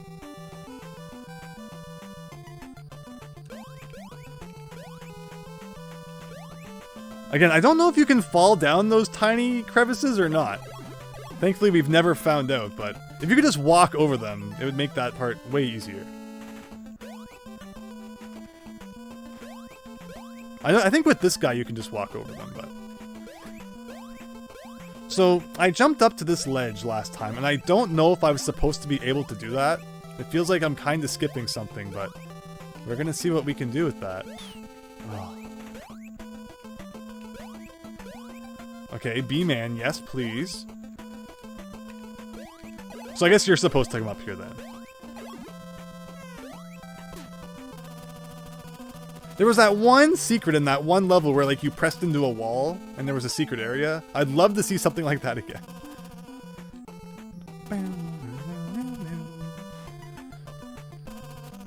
Oh, look, the crushers are gone. Either intentionally or like the sprite limit was hit and they disappeared. But you know what? Not gonna complain. I know there's one of those flying guys around here. Oh, Hammer Mouse, why? What do you need you for? No, honestly, I don't know why I would want to transform into you. Did I miss something? Alright, they're back. Just in case you were, you know, happy that they were gone. I'm not sure if I saw a spot to use the Hammer Mouse, though. So I'm not going to transform into you if I don't have a reason to. But then I don't know where else to go. Oh, maybe if I keep climbing upwards with you. Oh, that's probably it. Okay, gotcha, got it. But how do I land on this platform and not die? Like, move to the left.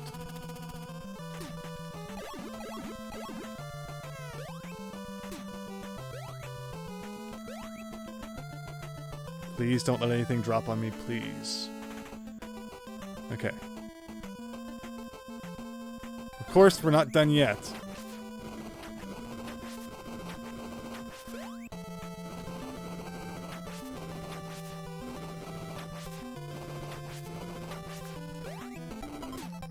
What is that coming up? But at the same time, it's like, wow. Again, very demanding, and there's no health pickups. So there's that to be happy about. So we've found out what to do, and it's just like, yeah, it's a matter of don't take any hits, because you're going to need all 3 of that health later on. I'm amazed I did as well as I did. Woo! Long level, though. Long level.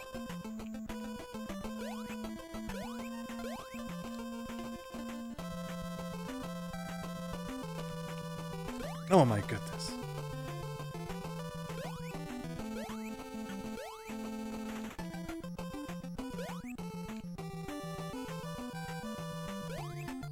Aw, this is like a pixel. We've talked before, and when we were playing Life Force about generous hitboxes, that game had a very nice hitbox. This game, on the other hand, if a pixel of you touches anything, you are taking damage.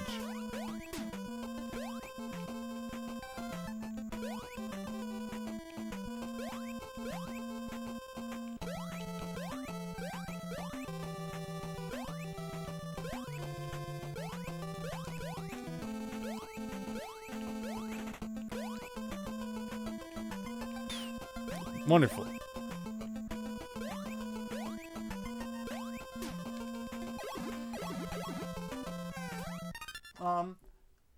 You love how much I've learned through playing. Oh, well, I'm really happy about that.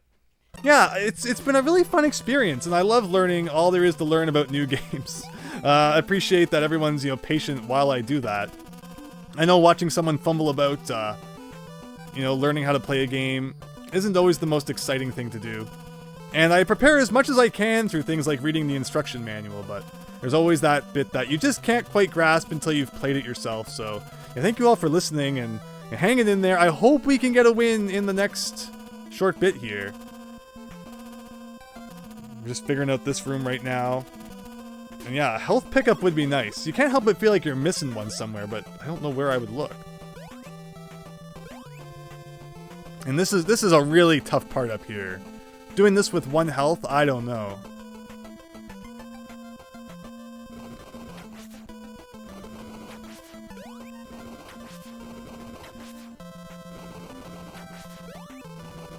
What is that?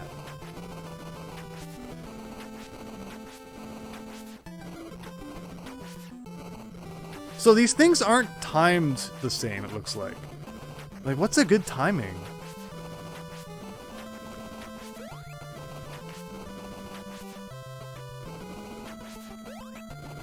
I was waiting for more of those birds to show up to drop eggs on me.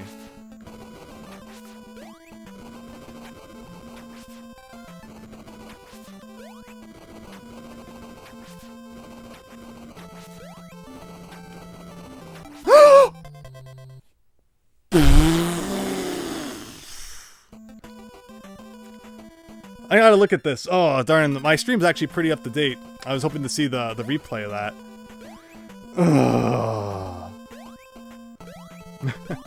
That moment when you're in the zone and it's like, nope. Ugh. We're there, though. We understand. We understand what to do. Just gotta pull it off. Again, thank you. Hope I didn't scare all of you too much. Ugh. It's thankfully pretty repetitive and learnable once you get up there and figure it out, but doesn't make it any less nerve-wracking. Actually, this I can just kind of slip down here, so don't need to worry about taking damage from that guy. This is the worst. These bats on the ceiling, literally swoopers from Mario World. If you could see me right now, I'd be face-palming really hard. We found out if we can fall down those holes anyway.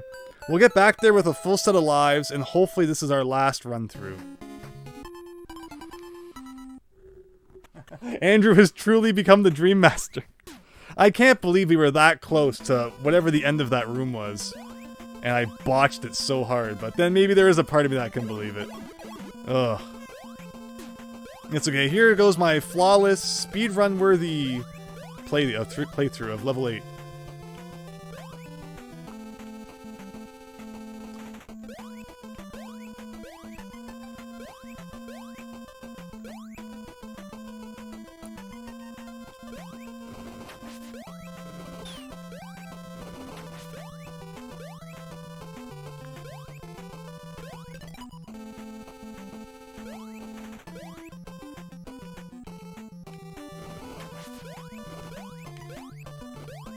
Alright. Good game, Andrew. Thank you, Christian. Thank you all for hanging in. So, yeah, what do all of you think? People, again, call this, like, their favorite NES game. Do you see that? Do you see this as if you played it, you know, would it be ranking, like, way up there for you? It's a great game. I've really come to like it. Would it be in my top 10? I don't know. I feel like it's probably not going to be S rank for me when I get to it in my NES ranking videos. An A or a B for sure. But what do all of you feel about it? Seeing it now. Hey, that was pretty good. Happy April Fools where I'm at. It's only 11:34, so no fooling me yet. But yeah, be aware of any videos that you watch tomorrow. You just never know what kind of tricks they're gonna be pulling on you.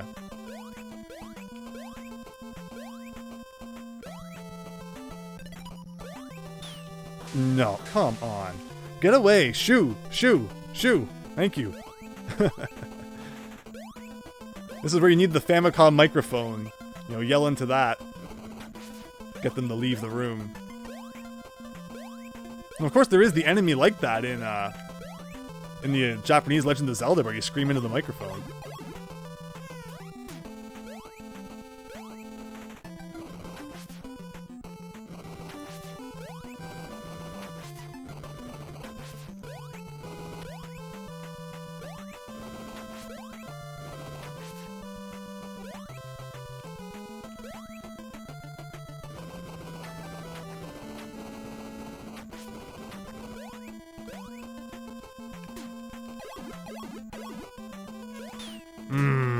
Alright, we gotta do this last part here with no hits.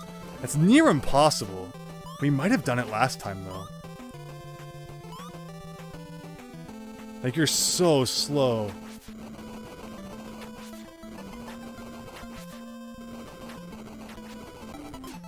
I don't know what it wants from you when you move at that speed. Let me see here. What's everyone saying? It looks good but hard, says Yeast Bunny. Yeah, for sure.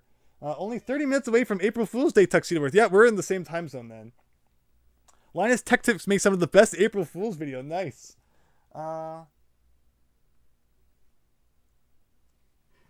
Damon, it's like a nice chill break from other types of games. Yeah, I'm not sure I'd say it's like a chill break. It's been pretty rough, but you know, it's definitely different, and I like what it does. You know, they clearly went out of their way to try and make a different type of game with all the different transformations. It's basically, I mean, and this is before Kirby too. Before Kirby could transform, so... You know, it was mentioned that it's like reverse Kirby, and yet this predates Kirby by like 3 years. I mean, Kirby's Adventure, rather. Of course, Kirby on the Game Boy was a thing, but he couldn't transform in that version.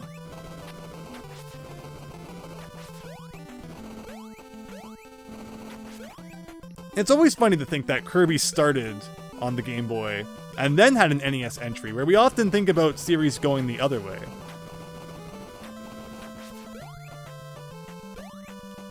Alright, so this should be good. I've learned how to properly deal with that enemy now. But look at the speed, like, ooh. If I could just skip that whole part to the right here, it'd be so awesome. Okay, but 3 health. This should be doable.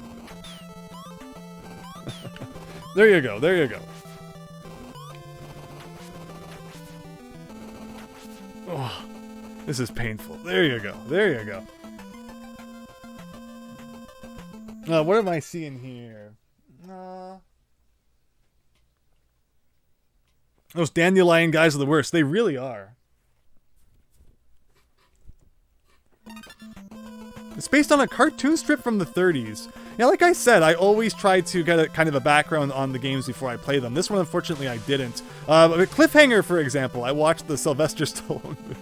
And you know what? That game was marginally better understanding what it was trying to do, because otherwise it was a horrible game. But yeah. Oh, wait, I don't think that was good timing. Yes.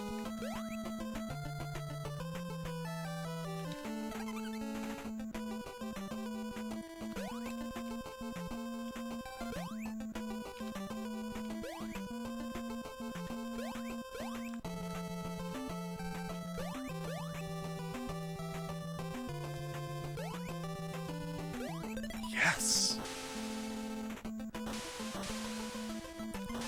Oh, when you get it, but then you jump off anyway.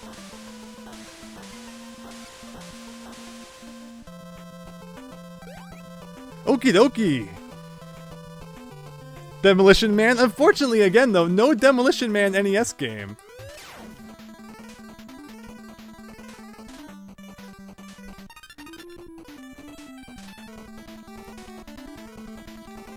Ugh. I mean, I guess I could shoot him from down here, maybe.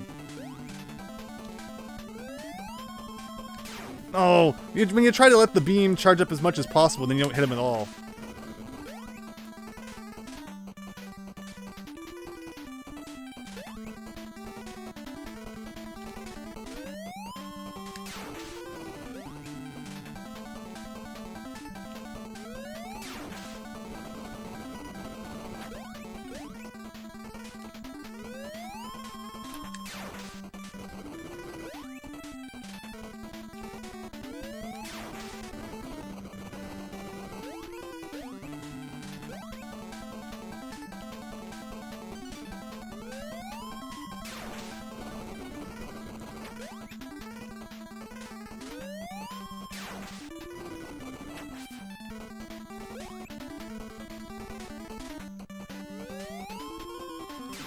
Alright, 3 lives plus a 0 for this next section here. And again, you never get more than 3 HP. So you really gotta conserve that health. And we were so close to whatever is at the end of this room, and yet nothing to show for it. Oh, that's an awful feeling jump. And I don't trust this bridge. It feels like it's gonna fall. I wonder, I never take the bee back to the very beginning. I'm curious if they would hide like a 1-up in the sky or something. It wouldn't surprise me. It would not surprise me if this game did something like that. So, do I get a little adventurous and explore? Or do I just accept that I have to beat the level with the resources I have and, you know, do what we gotta do with that? An age-old question. I mean, the only reason not to explore is because there's like that one flying enemy that kind of comes at you, but It's worth it. It's worth seeing it just to ease our minds. You know, if there's like a health pickup, could you imagine? That would change everything. Tuxedo Worth may have to check out in a little bit. I really hope we can beat it soon, but again, appreciate everyone hanging out tonight. I know it's getting late. I know you don't want to be fooled at midnight. So everyone's gotta get to bed. Oh, okay. Whew. Yeah, there's a second I was afraid I was gonna fall down that hole, but not generally with this guy does that happen. But there goes 1 HP anyway. So for this... yeah, that's a good way to dodge that guy. Alright, so at least we figured out something.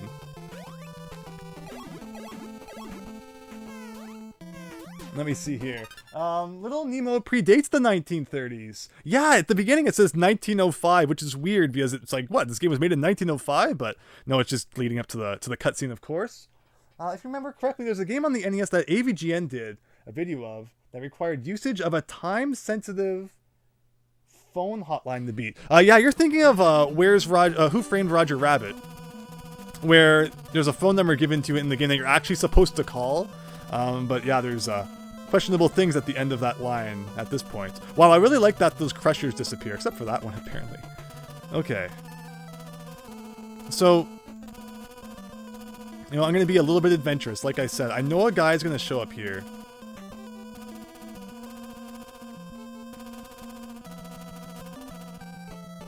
Like, there's no time limit, so we might as well explore a little. Because if this was me, I would definitely hide something at the beginning. Higher up than the player can see. But maybe I'm wrong. Okay. Little Nemo's developers did not think that. Did not think that far ahead. That someone would be silly enough to actually try that. I just have to make sure I don't fall into a hole on the way back down. Like, this bridge is just so suspicious, and yet it doesn't do anything.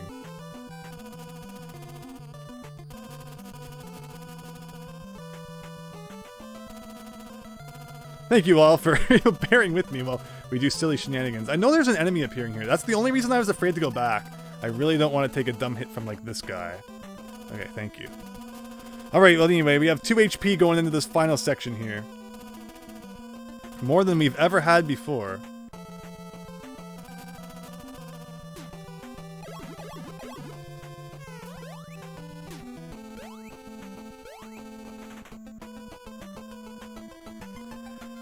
And this has to be it. The final boss has to be after this.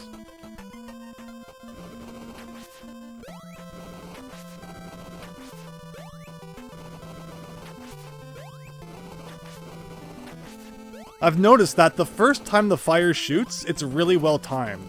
So don't wait around.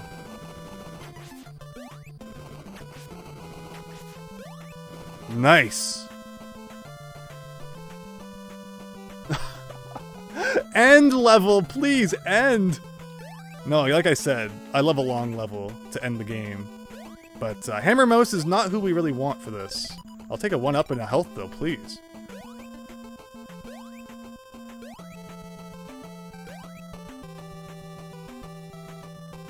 See, where do I go? I mean, we saw that guy standing here, so you could only assume. I'm not gonna grab a health pickup if I don't need it. I will grab...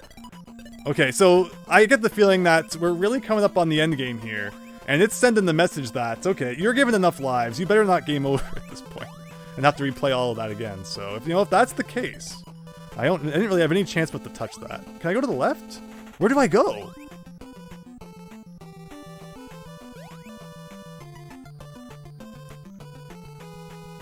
Again, does it really expect me to do a blind jump? Okay, I pressed select to get out of the transformation. Is there anything to the left? Like, more 1-ups. I won't complain about more 1-ups. But it looks like... There he goes. Okay, is this it? Is this it? The final staircase. Do you have 70 stars to get to the top? Again, another blind jump. I hate blind jumps. Whoever designed this game, please return to Video Game 101 and take out the blind jumps. Okay, he shoots lasers. I wasn't ready for that.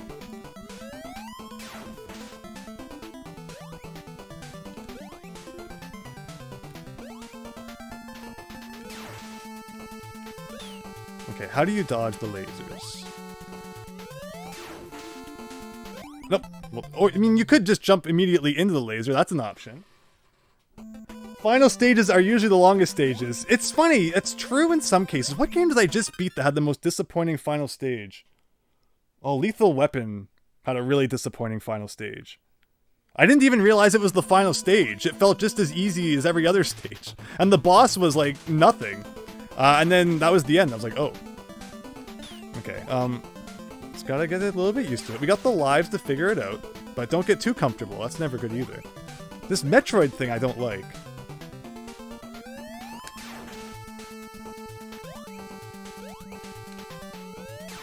I don't like how it just goes off screen and you don't know when it's gonna come back. Oh, okay, it disappeared completely.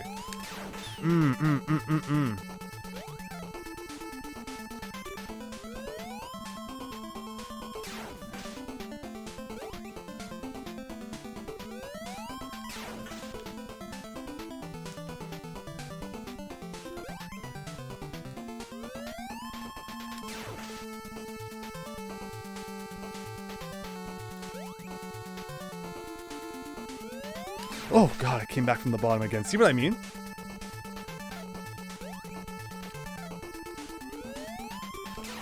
Oh, you can kill him right out.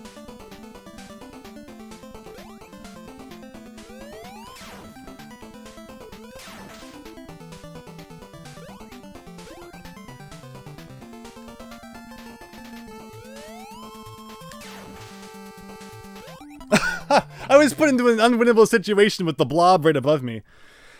Oh boy. Alright. Climb those stairs again. It's not that tough. It's not. It's really not. It's just a matter of how many hits do you think this guy takes?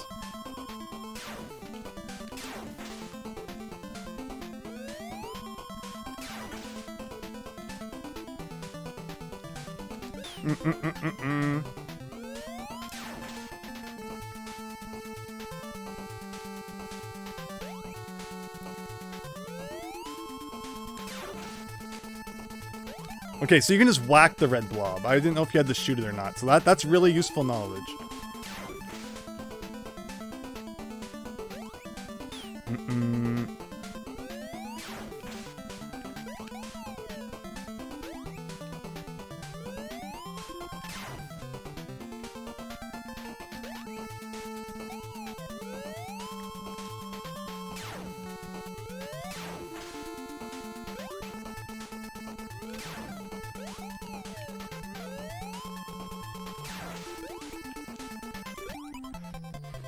Okay, okay.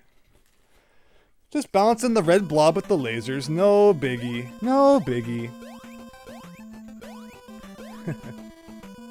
He's sharing his gum.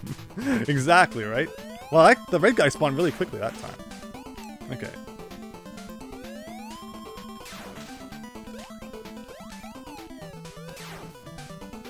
The lasers are like really easy to dodge. Like the first one comes at you. And the other two are like nothing burgers, or the other three.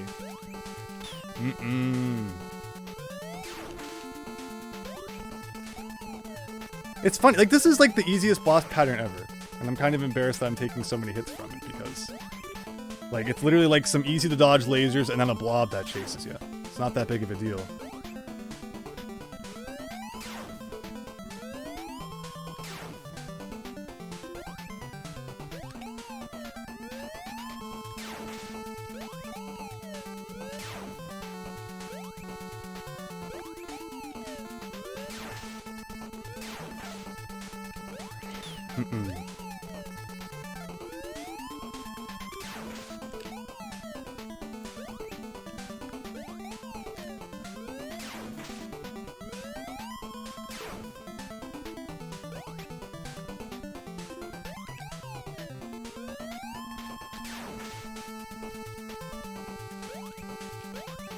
I don't like that it just got behind me.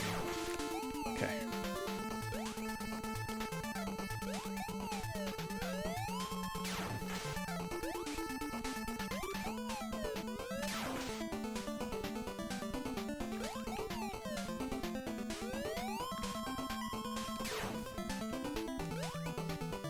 I see it down there. I see it.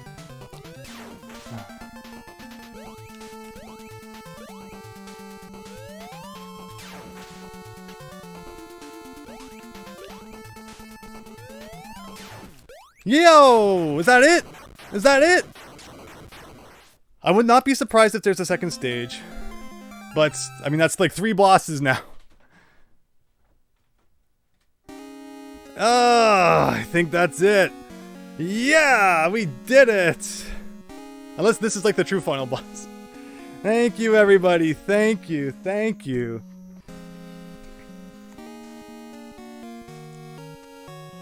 Oh. Cool game. Super cool game. I really enjoyed it. It was weird at first, man. I feel like at the beginning they throw the weirdest stuff at you. Like, you never see that gorilla Donkey Kong thing again. And that was probably the worst animal buddy to have to use. And that was in the second level. So, you know, after we got past that kind of hump, the rest of the game wasn't too bad. And I really had a lot of fun once I kind of got into the groove of it. Great final level. Really, really great. No complaints at all about how long it was, even if I was being kind of silly, you know, throughout. I love a long final level like that, so definitely doable, as I, you know, just demonstrated. So great, great fun. But there you go. We rescued the princess, rescued the king. A job well done. And thank you all for sticking around. I'm really happy that, you know, everyone had fun, and looks like everyone was chatting it up, which was great. It's always nice to have you all along for my NES adventures, and, you know, appreciate your support.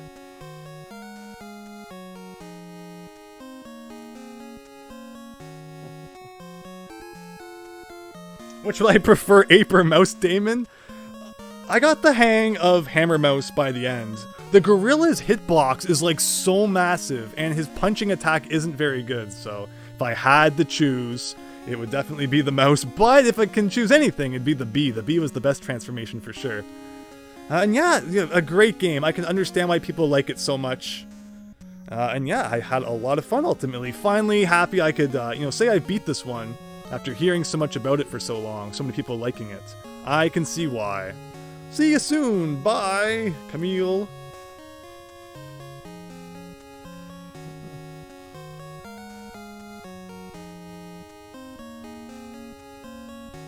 So I'm definitely going to have to go look up the, you know, the media that this was based on. The movie, the comic strips. Very fascinating. NES is weird like that, right? Like, it would have games based on series that hadn't been relevant for years. Like, it has a Gilligan's Island game. It's like, that came out 20 years after the show ended or something. Where, you know, maybe the movie came out around the time that, that the game was made. So that's probably what happened. But yeah.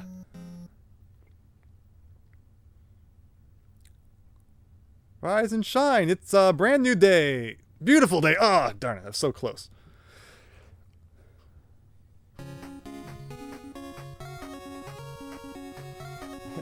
Felix the Cat Pawpug. Yeah, that's a good one.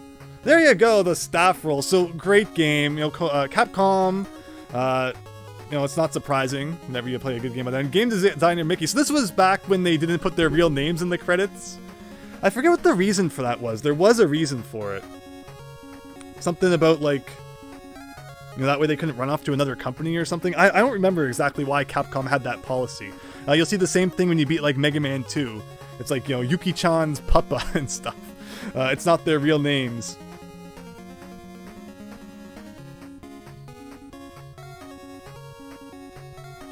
It'd be cool if this game got a remake. When they remade DuckTales, like way back now, it was like 2013 they remade DuckTales. I was hoping that would lead into a whole bunch of, you know, Disney NES remakes, which would have been really cool. But if they stopped there, not even at DuckTales 2, you'd think, you know, they had the engine already. It wouldn't have been that hard, but, you know, graphically they were very nice games, so I guess that would have taken some time.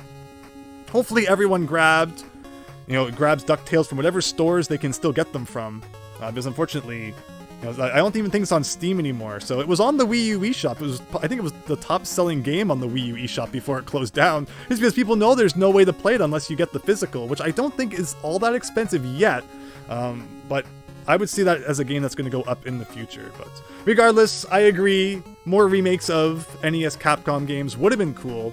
But overall, I really enjoyed this one. It could have used a little bit of touching up in a few places, but I can't complain. Had a great time with it, and yeah, thanks again everyone for joining. Little Mermaid. Little Mermaid is like a tiny little footnote on this now, you know, 4-hour stream. But ultimately, I'm happy I did what I did. Hope, you know, it worked out well. And yeah. No recognition for their work, the game. Yeah, it's a shame, right? Yeah, exactly, Damon, so they wouldn't be poached by other companies, exactly.